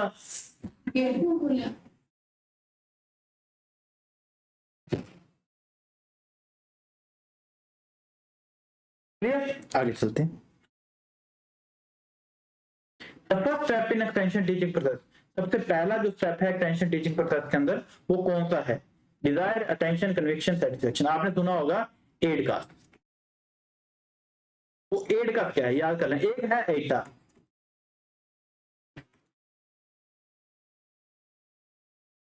ये क्या है, ये अडोप्शन के स्टेप है, हमने अडोप्शन की कैटेगरी पढ़ी ना, तो ये क्या है, एटा क्या है, अडोप्शन के स्टेप है। एक्सटेंशन टीचिंग के प्रोसेस क्या है, एड का, एस से आ गया सेटिस्फेक्शन, ए से क्या आ गया अटेंशन। तो पहला स्टेप हमें पूछा गया कौन सा आ जाएगा, अटेंशन, तो यही हमारा आंसर है, ये आपके सामने है, attention, interest, desire, conviction, action, satisfaction, तो यही क्या है, एड का। तो सबसे पहले तो अटेंशन, लोगों को मालूम, मैं आप एक्सटेंशन टीचिंग पढ़ा रहा हूं, मैं आपको पढ़ा रहा हूं, तो सबसे पहले मुझे आपकी अटेंशन चाहिए, तभी तो बोल रहा हूं व्यू बढ़ाओ, सब्सक्राइब करो। तो ये क्या है, इंटरेस्ट, अटेंशन, मुझे आपकी अटेंशन चाहिए, आप सुनो मेरी बात। मैं कुछ ऐसी बातें, मैं एक्सटेंशन ही क्यों पढ़ा रहा हूं, क्योंकि आपके एग्जाम में आनी है, और अभी आपके एग्जाम में आनी, तो आपका जो है इसमें रुचि भी है, इंटरेस्ट भी है, तो इंटरेस्ट जाएगा आपका, फिर आपकी इच्छा भी हुई, डिजायर हुई, इच्छा, फिर आपने इस पे काम किया, फिर एक्शन लिखा, है ना, इसको पढ़ा समझा अच्छे से, फिर आप क्या हो गए, संतुष्ट हो गए, भाई अब मेरी एक्सटेंशन पूरी हो गई है। तो ये क्या है, एक्सटेंशन टीचिंग, क्लियर। आगे, which model is use for farmer led extension in India, कौन से ऐसे जो है मॉडल जो farmer led extension in India, Bharat में किसान नेतृत्व आधारित विस्तार के लिए कौन सा मॉडल जो है प्रयोग होता है, ये हमें बताना है। देखो आत्मा क्या है, एग्रीकल्चर टेक्नोलॉजी मैनेजमेंट एजेंसी है ना, ये अभी हमने पढ़ा 2002 के अंदर जो आई। के क्या है, कृषि विज्ञान के अंदर, कृषि विज्ञान के अंदर,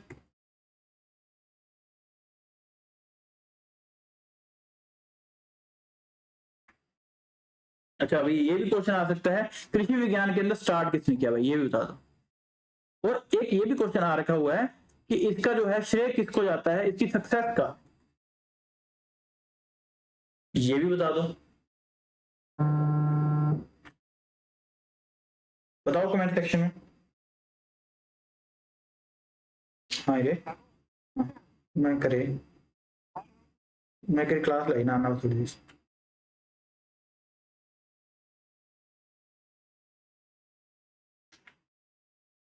ठीक है, फिर बता दीजिए, चलो ये बता देता हूँ सिर्फ, सक्सेस जो है वो किसका है, Chandrika Prasad,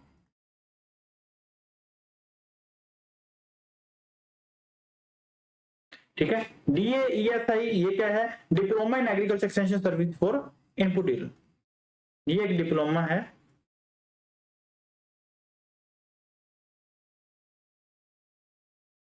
extension service for input dealers. अब ये FFS क्या है, फार्मर फील्ड स्कूल, ये फार्मर फील्ड क्या है, फार्मर लेड, फार्मर द्वारा चलाए जाने वाले आधारित विस्तार के लिए कौन सा, यही मॉडल जो है फार्मर फील्ड स्कूल जो है ये बनाए गए, तो डी क्या है हमारा आंसर हो जाएगा। Cyber extension primary uses, cyber extension क्या यूज करता है, उसमें किसका प्रयोग किया जाता है? Face to face training, email and ICT tools, public reliance, radio newspaper ये तो नहीं करता, फेस टू फेस ट्रेनिंग भी नहीं करता, पब्लिक रैलीज भी नहीं करता, ईमेल और आईसीटी कंप्यूटर के टूल्स और ईमेल यही तो यूज करता है, यही तो साइबर है। तो ये क्या हमारा बी जो है बिल्कुल राइट आंसर हो जाएगा। अगला question, which training is highly structured and long term in nature? कौन सी ऐसी ट्रेनिंग है जो बहुत ज्यादा संरचित है और दीर्घकालिक मतलब लंबी अवधि के लिए है? इंडक्शन, अप्रेंटिसशिप ट्रेनिंग, मॉड्यूलर या फिर रिफ्रेश? जो देख लेते हैं ये इसमें जो है ट्रेनिंग कौन सी, इंडक्शन ट्रेनिंग जो है वो कुछ दिनों से लेके कुछ हफ्तों के लिए, अप्रेंटिसशिप जो है वो 1 महीने से लेकर साल तक, मॉड्यूलर ट्रेनिंग अलग अलग होती है, रिफ्रेशर ट्रेनिंग शॉर्ट टर्म के लिए होती है। तो हमारा आंसर क्या आ जाएगा? अप्रेंटिसशिप ट्रेनिंग, अप्रेंटिसशिप ट्रेनिंग, यही हमारा बी जो है बिल्कुल राइट आंसर हो जाएगा। अगला क्वेश्चन है आपकी स्क्रीन के ऊपर, the head of KVK is known as, जो सबसे हेड है उसको क्या कहते हैं? फर्स्ट केवीके मैंने बताया 1974 के अंदर, 1974 के अंदर पुडुचेरी में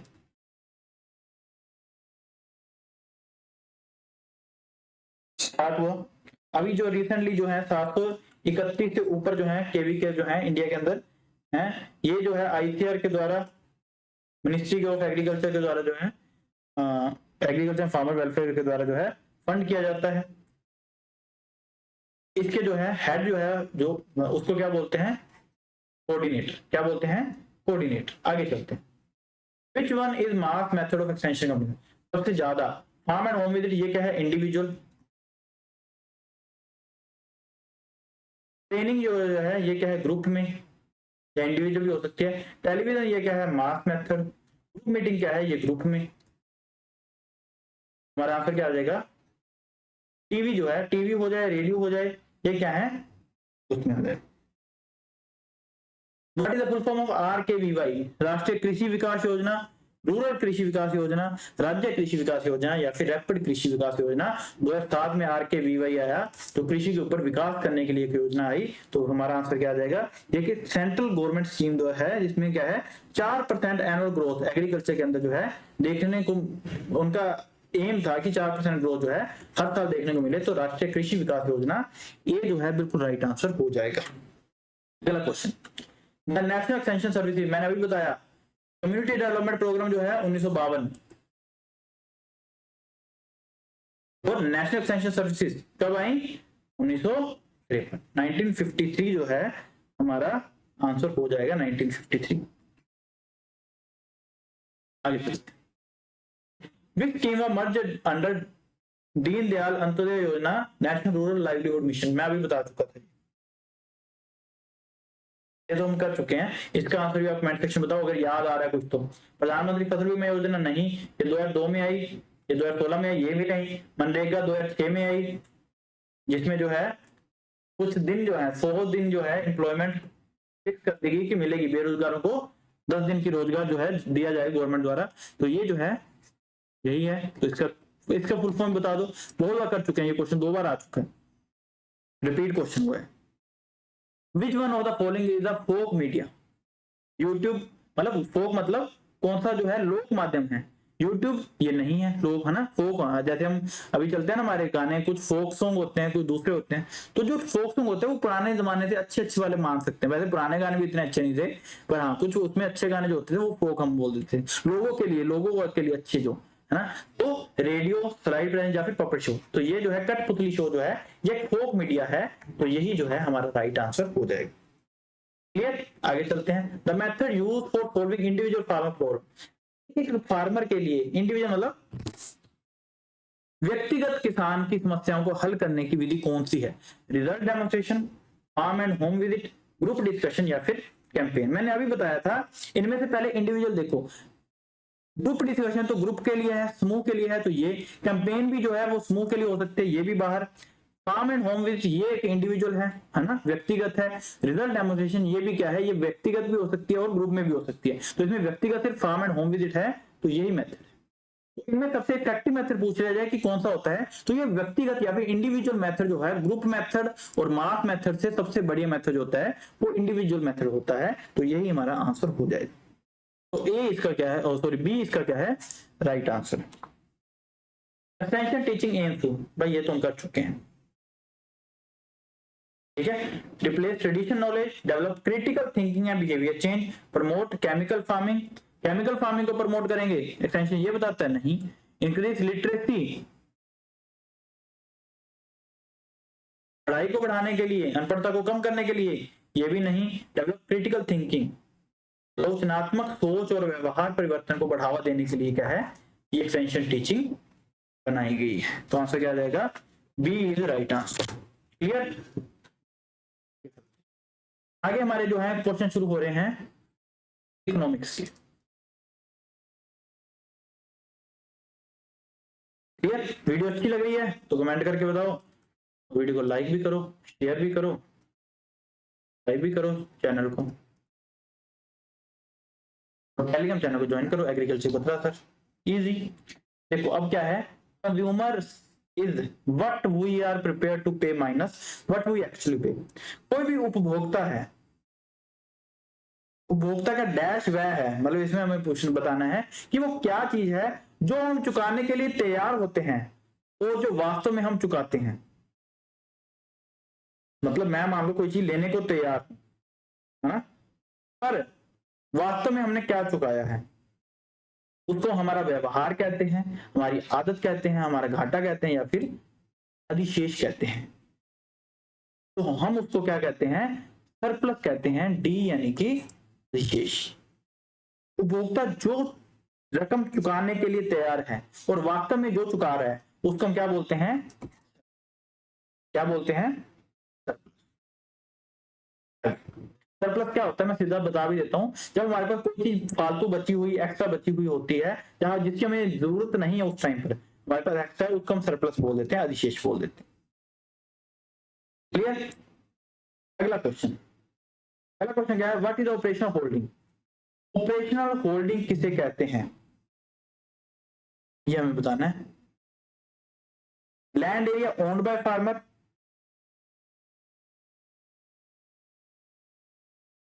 net land area cultivated by farmer, land area leased in by farmer. देखो किसी लोग किसान ने द्वारा पट्टे पर ली गई भूमि को क्या बोलते हैं, वो तो लीज लैंड बोलते हैं, ये तो नहीं हो सकता। Land area owned by farmer, वो फार्मर जो है वो ऑपरेशन जो, देखो सिंपल सी बात समझो, एक होता है ओनर, ओन लैंड। मान लो मेरे मेरे पास जो है, मान लो क्या मेरे पास है भी, मान लो मेरे पास 60 एकड़ जमीन है, मेरे नाम पे 60 एकड़ जमीन है, मैं उसको ओनर हूं, पर मैं जो है 30 एकड़ खेत संभाल रहा हूं, तो मेरे पास ऑपरेशनल लैंड होल्डिंग जो है ना मेरी, वो 30 एकड़ ही है, क्योंकि मैं जो है मेरा net land area cultivator by farmer, मैं जो कर रहा हूं, तो 30 एकड़ मान लो मैंने दिए हुए हैं किसी और को, राम को दिए हुए हैं, तो 30 एकड़ राम का खुद का किला नहीं है, पर उसके ऑपरेशनल होल्डिंग कितनी है, 30 एकड़ की। तो ये होती है ऑपरेशनल लैंड होल्डिंग। क्लियर। तो इसका आंसर क्या आ जाएगा, net land area cultivated by a farmer, B जो है बिल्कुल सही उत्तर हो जाएगा। चलते हैं, अ फार्म ऑन विच 50% और more seat are derived from one enterprises. ऐसा फार्म जहां पर 50% या उससे ज्यादा पैसा एक ही हमारे फार्म से या एंटरप्राइज से, उद्यम से जो है प्राप्त किया जाता है, उसको हम क्या बोलते हैं। देखो इसमें हमने कुछ कुछ चीजें पढ़ी हुई है, एक होती है स्पेशलाइज फार्मिंग, एक होती है डाइवर्सिफाइड, एक होती है मिक्स्ड। ठीक है। अगर मान लो मैं कर रहा हूं, क्रॉप लगा रहा हूं, मैंने साथ में पोल्ट्री करी रखी है, साथ में लाइव स्टॉक है, शुरू कर रहा हूं, और मेरी टोटल तीनों से मिला के इनकम आ रही है 1 लाख, जिसमें से मेरे फसल की जो इनकम है वो है 70,000, पोल्ट्री की इनकम जो है वो 20,000, और पशुपालन से इनकम जो आ रही है मुझे 10,000। तो 50% से ज्यादा 70% इनकम जो है मेरी एक क्रॉप से आ रही है, तो मेरी इसमें क्या है, स्पेशलाइजेशन है। इसमें क्या है, मेरा विशेषीकृत है, स्पेशलाइज हूं मैं इसमें। ठीक है, तो ये क्या है, 50% से ज्यादा इनकम होगी तो वो क्या है, स्पेशलाइज। तो इसका आंसर क्या आ जाएगा, डाइवर्सिफाइड क्या है कि मान लो मेरी क्रॉप से इनकम आ रही है 40,000, पोल्ट्री से आ रही है 30,000 और लाइफ से आ रही है 30,000, तो 40% क्रॉप से, पोल्ट्री से 30 और 30 से, मतलब किसी भी एंटरप्राइज से 50% से ज्यादा इनकम नहीं आ रही, तो वो क्या है, डाइवर्सिफाइड। इसमें रिस्क कम होता है, इसमें हमारी स्पेशलाइजेशन होती है। मिक्स में क्या है, जब भी हम कोई भी किसी भी चीज के साथ लाइफ स्टॉक रखेंगे उसको हम क्या बोल देंगे, मिक्स फार्मिंग। तो ये क्या आंसर हो जाएगा हमारा, बी जो है बिल्कुल राइट आंसर होगा इसका। क्लियर, आगे चलते हैं। अगला क्वेश्चन क्या है, a farm with a land holding size ranging between 1 to 2 hectare, उसको हम क्या बोलते हैं। देखो 5 तरह के फार्मर हमने पढ़े होंगे। पहला कौन सा फार्मर है, एक होते हैं मार्जिनल, जिसको हम बोलते हैं सीमांत। सीमांत किसान कौन से होते हैं, जिनके पास 1 हेक्टेयर से कम, यानी कि 0 से लेके 2.5 एकड़ के बीच में। अच्छा ये भी बता देता हूं, 1 हेक्टेयर के अंदर 2.5 एकड़ लिखते हैं, पर 1,000 क्या होते हैं, सॉरी 10,000 क्या होते हैं, मीटर स्क्वायर। 1 हेक्टेयर के अंदर 2.47 क्या होते हैं, एकड़ होते हैं। 1 एकड़ के अंदर 4 या लिखते हैं, पर 4 या 47 क्या होते हैं, मीटर स्क्वायर होते हैं। 1 एकड़ के अंदर ये लिख लेना जरूर, स्क्वायर फीट होते हैं। 43,580 जो है स्क्वायर फीट जो है, वो देख 560 सॉरी स्क्वायर फीट देखने वाले, क्यों, क्योंकि 220 एक साइड होती है फीट की, और 198 जो है 198 फीट जो है एक साइड होती है। मतलब ये हमारे पास एक फार्म है, यहाँ पर बना देते हैं, ये एक फार्म है, इसकी ये वाली साइड जो है वो 220 फीट की होगी 1 एकड़ की, और ये वाली जो साइड है वो 198 फीट की होगी, तब जाके 1 किला बनता है, 1 एकड़ बनता है। ठीक है, तो मार्जिनल कौन से हैं, जिनके पास 1 हेक्टेयर से कम। फिर आ जाते हैं स्मॉल, छोटे, तो वो आ जाते हैं 1 से 2 हेक्टेयर। तो 1 से 2 हेक्टेयर वाले को क्या बोलते हैं हम, स्मॉल। फिर आ जाते हैं सेमी मीडियम, अर्ध मीडियम, अर्ध मध्य, क्लियर, तो वो हो जाएंगे 2 से 4 हेक्टेयर वाले। फिर आ जाते हैं मीडियम, 4 से 10 हेक्टेयर वाले। फिर आ जाते हैं लार्ज, जिनके पास 10 हेक्टेयर से ज्यादा लैंड होल्डिंग है, तो उसको बोलते हैं। तो हमारा आंसर यहाँ पर क्या हो जाएगा, ए जो है बिल्कुल राइट आंसर हो जाएगा। क्लियर, आगे चलते हैं। कॉस्ट कैलकुलेटेड पर क्विंटल इज नोन है, जब हम प्रति क्विंटल गणना की गई लागत को क्या कहते हैं, है ना, उसके अकॉर्डिंग कैलकुलेट करते हैं, तो क्या कहते हैं। देखो मान लो मेरे पास, ये मैंने अभी बताया ना, मेरे पास 1 हेक्टेयर लैंड है, ठीक है। इस 1 हेक्टेयर पे मैंने गेहूं लगा रखा है, वीट लगा रखी है। इस वीट को लगाने में 1 हेक्टेयर में लगाते हो, मैंने पहले सोइंग करी, पानी लगाया, सिंचाई करी, है ना, उसका खर्चा आया। फिर मैंने बुआई करी, सोइंग करी, उसका खर्चा आया। फिर मैंने स्प्रे करी, फर्टिलाइजर डाले, खाद डाली, है ना, अपने उर्वरक डाले, या फिर हम बोल रहे पेस्टिसाइड करे, फंजीसाइड करे, पानी लगाया, मेरी लेबर की कॉस्ट है, मैं खुद वहां पर पानी लगा रहा हूँ, मेरी कॉस्ट है। ये सब कुछ करते करते मेरे 1 हेक्टेयर के ऊपर खर्चा आ गया 20,000। तो जो मेरा 1 हेक्टेयर के ऊपर खर्चा आया, उसको मैं क्या बोलूंगा, उसको मैं बोलूंगा कॉस्ट ऑफ कल्टीवेशन। जो मेरा एरिया के ऊपर जो मेरा खर्चा हो रहा है ना, लागत आ रही है, वो क्या है, मेरा कॉस्ट ऑफ कल्टीवेशन। जो मेरा, हम अब देखो मान लो मैंने इस गेहूं पे इस 1 हेक्टेयर में खर्चा किया 20,000। अब जो है मेरा यहाँ पर जो प्रोड्यूस हुआ वो हुआ 20 क्विंटल का, 1 हेक्टेयर में 20 क्विंटल मेरी वीट आई। अब मेरा 1 क्विंटल के ऊपर, 1 हेक्टेयर के ऊपर खर्चा होता 20,000, 20 क्विंटल आया, तो 1 क्विंटल को प्रोड्यूस करने के लिए मेरा 1,000 रुपये खर्चा आया, तभी तो 20,000 खर्चा आया मेरा। मतलब 20 क्विंटल को प्रोड्यूस करते हुए 20,000 खर्चा आया, तो 1 क्विंटल को प्रोड्यूस करते हुए 1,000 खर्चा आया। तो ये 1 क्विंटल प्रोड्यूस करते हुए जो मेरा खर्चा आया, उसको क्या बोलते हैं, कॉस्ट ऑफ प्रोडक्शन, उत्पादन लागत। तो जो भी हमारा मिनिमम सपोर्ट प्राइस रखा जाता है जो 1998 में आया, ये जो रखा जाता है ये हमेशा कॉस्ट ऑफ प्रोडक्शन पे लगता है। जितना भी कॉस्ट होगा, मैंने बताया ना 1000 रुपये मान लो कॉस्ट आ गई, तो ये एक एवरेज निकाली जाती है, औसतन निकाली जाती है कि इतना खर्चा लोगों का हो रहा है प्रति क्विंटल, उससे 50% ज्यादा, 50% ज्यादा, मतलब 1000 रुपये खर्चा हो रहा है लोगों का, तो 1500 से ऊपर का ही क्या होगा, एमएसपी रखा जाएगा, ये श्योर है। एमएसपी के 3 मेथड होते हैं, A2 प्लस FL और C2। A2 मेथड क्या होता है, जब जितनी भी कॉस्ट ऑफ प्रोडक्शन हुई, COP लिख रहा हूं, कॉस्ट ऑफ प्रोडक्शन जितनी हो रही है उससे सिर्फ बताना। A2 प्लस FL क्या होता है, मान लो कॉस्ट ऑफ प्रोडक्शन हुई, उसके साथ मेरी फैमिली की लेबर भी तो काम कर रही है ना, तो ये भी हो गया FL। फिर C2 मेथड क्या होता है, जो कि MS स्वामीनाथन ने दिया,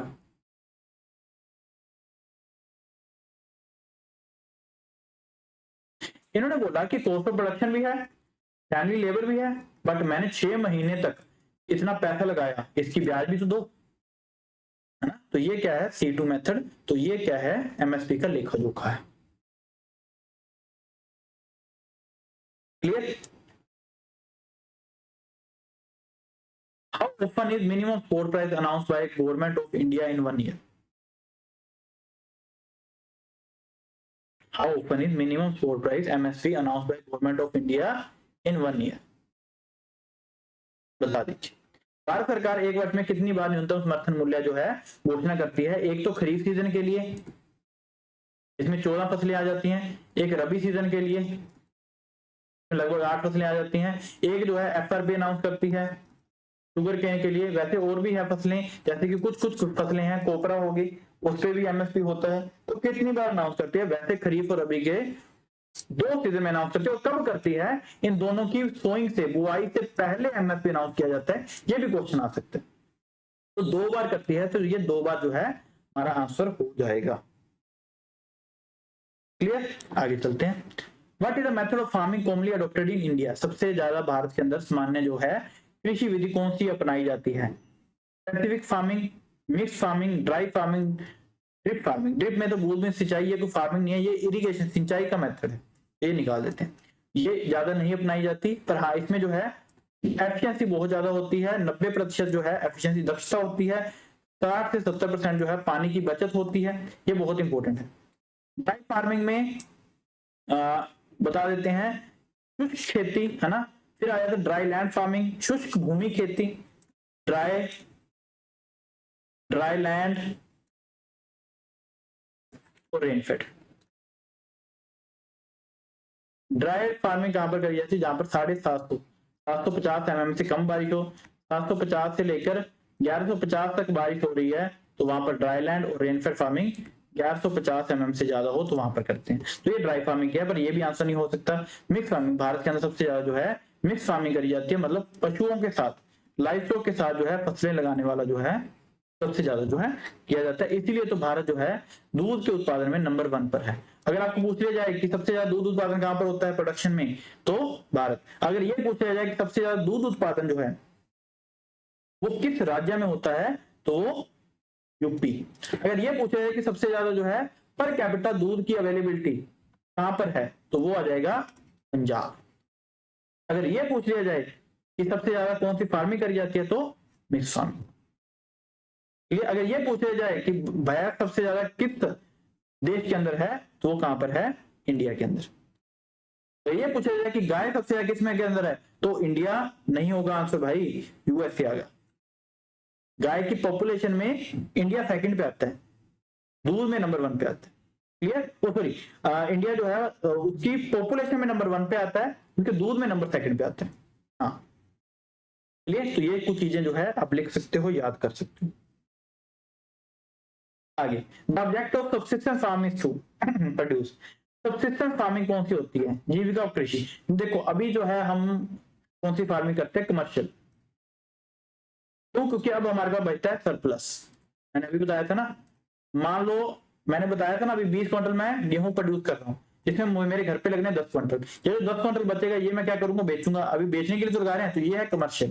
पर आज से पहले जब तक हमारी हरी क्रांति नहीं आई थी, तब हम क्या करते थे कि पशुओं के लिए चाहिए 2 क्विंटल, घर के लिए चाहिए 5 क्विंटल। तब बार्टर सिस्टम चलता था कि गेहूं दिया, उस वहां से कोई चीज ले ली तो 5 क्विंटल मैंने उसके लिए रख लिया, तो 12 क्विंटल मेरा होना है, तो इतना ही प्रोड्यूस करता था मैं, है ना।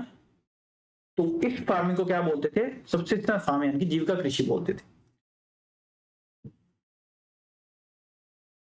ठीक है, तो अब ये इसमें कहां से पता चलेगा कौन सी इसकी जो है वो डेफिनेशन थी?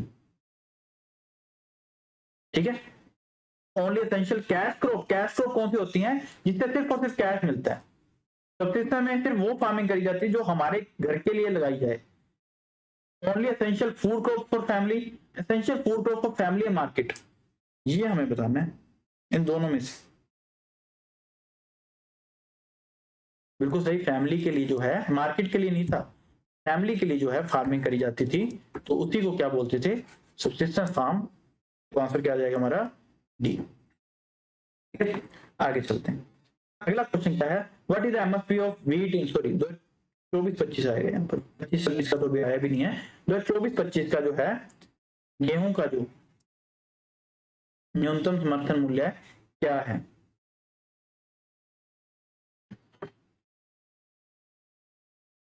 बता दीजिए।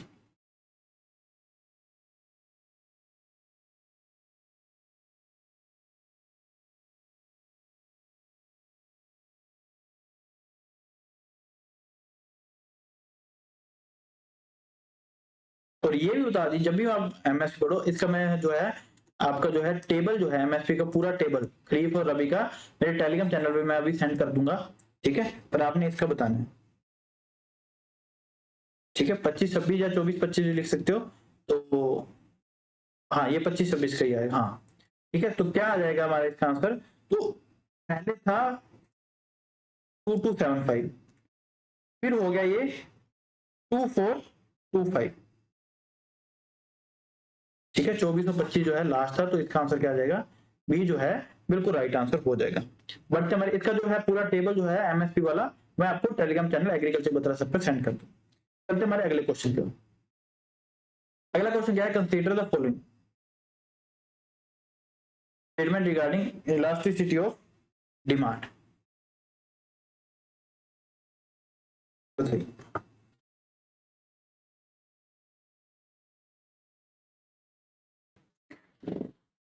क्या क्वेश्चन है? इनमें से बताना है कि इलास्टिसिटी ऑफ डिमांड की जो स्टेटमेंट है वो कौन सी ठीक है, ये हमें बताना है। सबसे पहले अगर हम बात करें तो डिमांड क्या होता है? लो डिमांड क्या कहता है? जब भी किसी चीज का प्राइस बढ़े, कीमत बढ़ती है, तो उसकी मांग जो है वो कम हो जाती है, ये जो है लो ऑफ डिमांड बताते हैं।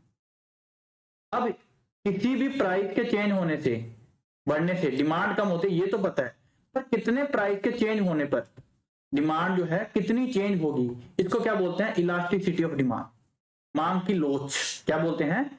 मांग की लोच। Price elasticity of agriculture product is generally in elastic. क्या ये ठीक बात है? हो सकती है। देखो, इलास्टिक क्या होती है? इलास्टिक होता है ना हमारे, जिसको हम खींचते हैं। जब भी कोई भी चीज एक जगह से पकड़ के दूसरी जगह पर खींची जाती है और वो खींच जाती है, वो होती है इलास्टिक। एग्रीकल्चर प्रोडक्ट में क्या होता है? जब किसी भी चीज की प्राइस कीमत बढ़ती है, तो उसकी मांग या तो उतनी ही रह जाती है, क्योंकि देखो खाना खाना है, गेहूं खाने हैं, चावल खाने हैं, तो वो प्राइस एक दौर पे बढ़ भी जाए तो हमने उतना ही खाना है। तो जनरली जो है वो इन इलास्टिक होती है, कुछ ज्यादा फर्क नहीं पड़ता, तो ये बात तो मुझे ठीक लग रही है। दूसरा है income elasticity for luxury good is higher than necessities. Income elasticity क्या होती है? कि इनकम के बढ़ने से डिमांड जो है वो क्या होती है? जब भी इनकम बढ़ती है तो लग्जरी गुड, जो महंगे गुड हैं, जो सिर्फ जैसे सोना चांदी हीरे जवाहरात है ना, मोटरसाइकिल जो ये है ना, कावासाकी, ये जो अच्छे अच्छे बाइक, अच्छी अच्छी गाड़ियां, बीएमडब्ल्यू, तो ये जो लग्जरी गुड्स हैं, ये इसकी जो है इनकम बढ़ने से ये इनकी डिमांड बढ़ जाती है। बिल्कुल ठीक है। Cross elastic substitute is always positive. Cross elasticity for substitute, cross elasticity क्या होता है? कि एक मान लो जैसे कि चाय और कॉफी है, ठीक है, तो ये क्या है, कुछ ऐसे सब्सिट्यूट, कुछ होते हैं कॉम्प्लीमेंट जो एक दूसरे के साथ चलते हैं। ठीक है, तो इनमें से बताओ कौन सी जो है स्टेटमेंट जो है वो ठीक है, वो हमें बतानी है।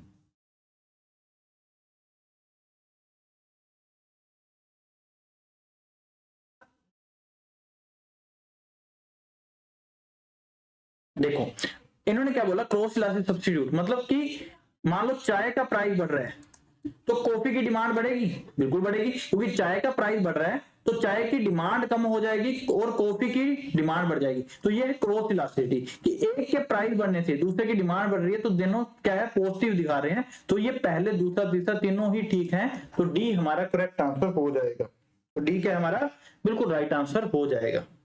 आगे चलते हैं, अगला question, which of the following is not a factor of production in agriculture, इनमें से निम्नलिखित में कौन सा जो है उत्पादन का जो है फैक्टर नहीं है। Land, labour, capital, taxes. देखो किसी भी उत्पादन के कुछ फैक्टर होते हैं, कौन कौन सा होता है, लैंड यानी कि भूमि, ये होता है, लेबर श्रम, कैपिटल पूंजी, बिल्कुल ये होता है, एंटरप्रेन्योर ये भी हो सकता है, पर टैक्सेस कर जो है नहीं होता, तो डी जो है हमारा राइट आंसर हो जाएगा। बढ़ते हैं हमारे अगले क्वेश्चन पर, what is the main cause of agriculture unemployment in developing country like India. सबसे ज्यादा एग्रीकल्चर के अंदर, कृषि के अंदर जो है बेरोजगारी का मुख्य कारण इंडिया की जैसी कंट्री के अंदर कौन सा हो सकता है। लैक ऑफ रेनफॉल, रेनफॉल की कमी, ओवर पॉपुलेशन जनसंख्या वृद्धि, लैक ऑफ कैपिटल पूंजी की कमी, सीजनलिटी ऑफ एग्रीकल्चर। रेनफॉल की कमी है बट इसमें अनएम्प्लॉयमेंट का इतना चक्कर नहीं है, पर ओवर पॉपुलेशन का भी हो सकता है, पर सबसे मेन रीजन जो है वो है सीजन। देखो अब धान जो है, धान की फसल लगाने जा रहे हैं, अब तो लोगों के पास एम्प्लॉयमेंट होगी, धान की पैडी की क्या है, ट्रांसप्लांटिंग चल रही है, तो लोग यूपी बिहार से पंजाब में जो है, हरियाणा में जो है लेबर मंगवाई जा रही है। पर जब ये बुआई हो जाएगी, ट्रांसप्लांटिंग हो जाएगी, उसके बाद फिर से अनएम्प्लॉयमेंट। तो ये जो है एग्रीकल्चर वर्क में क्या है, सीजनैलिटी है, मौसमी जो है प्रवृत्ति है, तो इसलिए क्या है डी जो है हमारा राइट आंसर हो जाए। आगे चलते हैं, विच of the following is the example of cash crop. मैंने पहले बताया जिससे ऐसी फसलें जिसमें जो है हमारा सरप्लस जो है वो 100% हो जाता है, सरप्लस जो है वो 100% हो जाता है, वो फसलों को बोलते हैं। मतलब हमने जितना भी लगाया, जैसे कि शुगर केन है, जितना लगाया सारा का सारा बेच दिया, कॉटन है जितना लगाया सारा का सारा बेच दिया, मतलब जिनको बेचने से पहले प्रोसेसिंग की जरूरत पड़ती है। देखो गेहूं है, गेहूं हम घर पे घर के लिए रख लेते हैं, चावल है घर के लिए रख लेते हैं, बार्ले है घर के लिए रख लेते हैं, कॉटन जो है वो घर के लिए नहीं, क्योंकि इसको जो है पहले प्रोसेस करना पड़ता है, जिनिंग, डीलिंटिंग, ये सारे प्रोसेस करने पड़ते हैं, बीज अलग निकालना पड़ता है, कॉटन अलग निकालनी पड़ती है, इसलिए सभी का सभी बेच दिया जाता है, तो 100% क्या है सरप्लस होता है। तो कॉटन जो है एक कैश क्रॉप है, ये जो है बिल्कुल राइट आंसर हो जाएगा, इसका नोट डाउन कर लीजिए। आगे चलते हैं, विच of the following is the true about the law of diminishing return. इनमें से कौन सा जो है बिल्कुल सही बता रहे हैं लॉ ऑफ डिमिनिशिंग रिटर्न के बारे में। सबसे पहले लॉ ऑफ डिमिनिशिंग रिटर्न देख लेते हैं कि जब हम किसी चीज पर इनपुट डालते रहते हैं, है ना, जब हम क्या है किसी चीज पर इनपुट डालते रहते हैं तो उसका जो है आउटपुट बढ़ता है, पर एक पॉइंट तक बढ़ता है, इसको बोलते हैं हम टोटल रिटर्न, है ना। तो ये क्या बताता है, इनपुट और आउटपुट का रिलेशन बताता है। मान लो मैं जो है एक यूरिया डाल रहा हूं, मैंने 10 किलोग्राम यूरिया डाली, मेरा यील्ड आया 1 क्विंटल, 20 किलोग्राम डाली तो मेरा आ गया 3 क्विंटल, 30 किलोग्राम डाली तो मेरा आ गया 8 क्विंटल, 40 किलोग्राम डाली तो मेरा आ गया 12 क्विंटल। ठीक है, और ऊपर लिख देता हूं, यहां पे लिख देता हूं, 50 किलोग्राम डाली तो ये आ गया 14 क्विंटल। ये देखो यहां पर 1 से 3 बढ़ा 2, 3 से 8 बढ़ा 5, 8 से 12 बढ़ा मतलब 4, और ये बढ़ा 2। ये बढ़ तो रहा है पर एक बार एकदम से बढ़ा, 2 से सीधा 5, 5 से फिर कम होना शुरू हुआ, फिर जो है नीचे को गया। मतलब ये क्या है, ये है टोटल रिटर्न, ये है टोटल रिटर्न, ये है मार्जिन रिटर्न।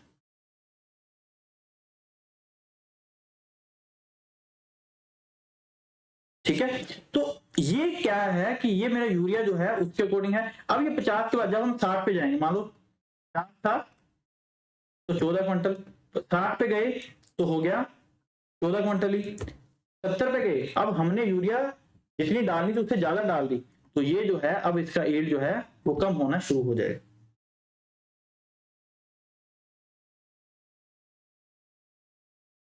क्लियर? तो ये जो है ये हमारा नियम कहता है। अब ये क्या है, मार्जिनल रिटर्न। तो इसके लिए जो है ये जो है एक ऐसे भी बनेगा, एक जो है ये आपने सुना होगा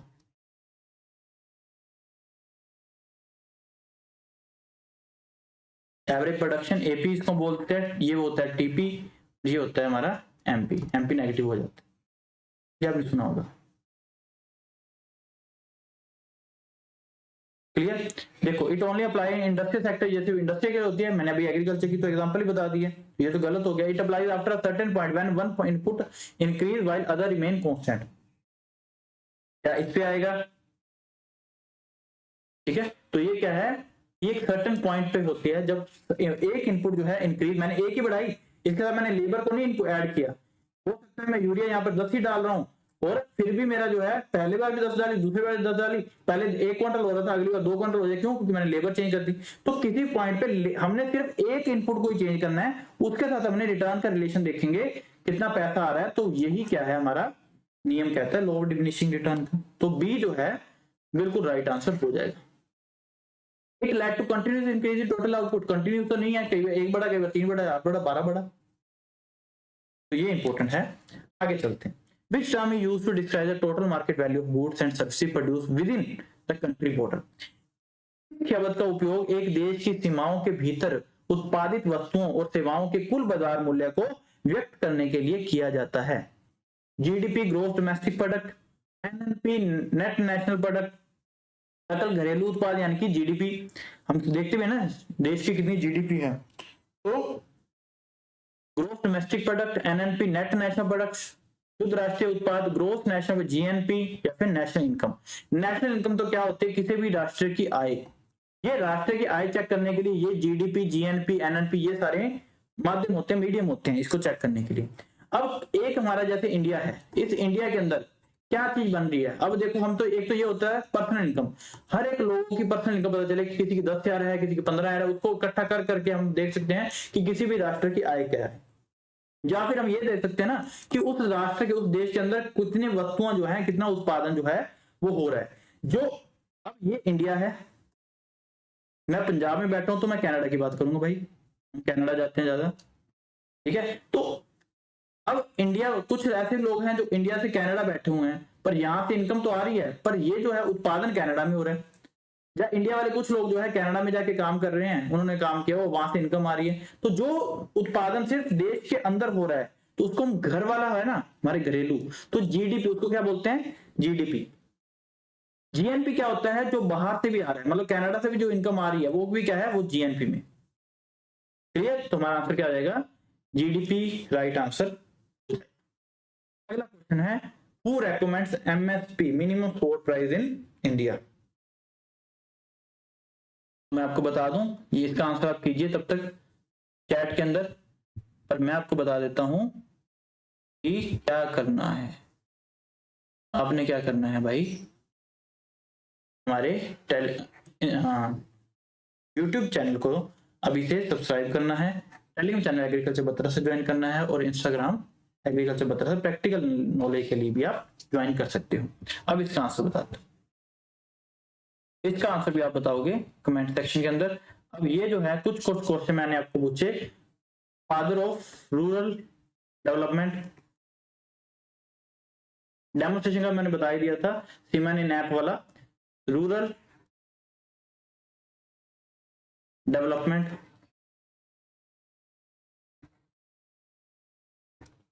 ये आपने बताना है। और चलो इसका बता दें, who recommend MSP, minimum support price, recommend कौन करता है। रेकमेंडेशन होती है सीएसीपी की, रेकमेंडेशन होती है cabinet commission on for agriculture cost and price. मतलब इसने बता दिया कि 2425 जो है वेट का जो है एमएसपी होना चाहिए हमारे अकॉर्डिंग, फार्मर की जितनी लागत आ रही है। अब सीसीईए जो सीधा गवर्नमेंट ऑफ इंडिया के अंदर काम करती है, ये फाइनल करेगी कि ये जो रेकमेंडेशन है, सिफारिश है, ये ठीक है या नहीं है। ठीक है,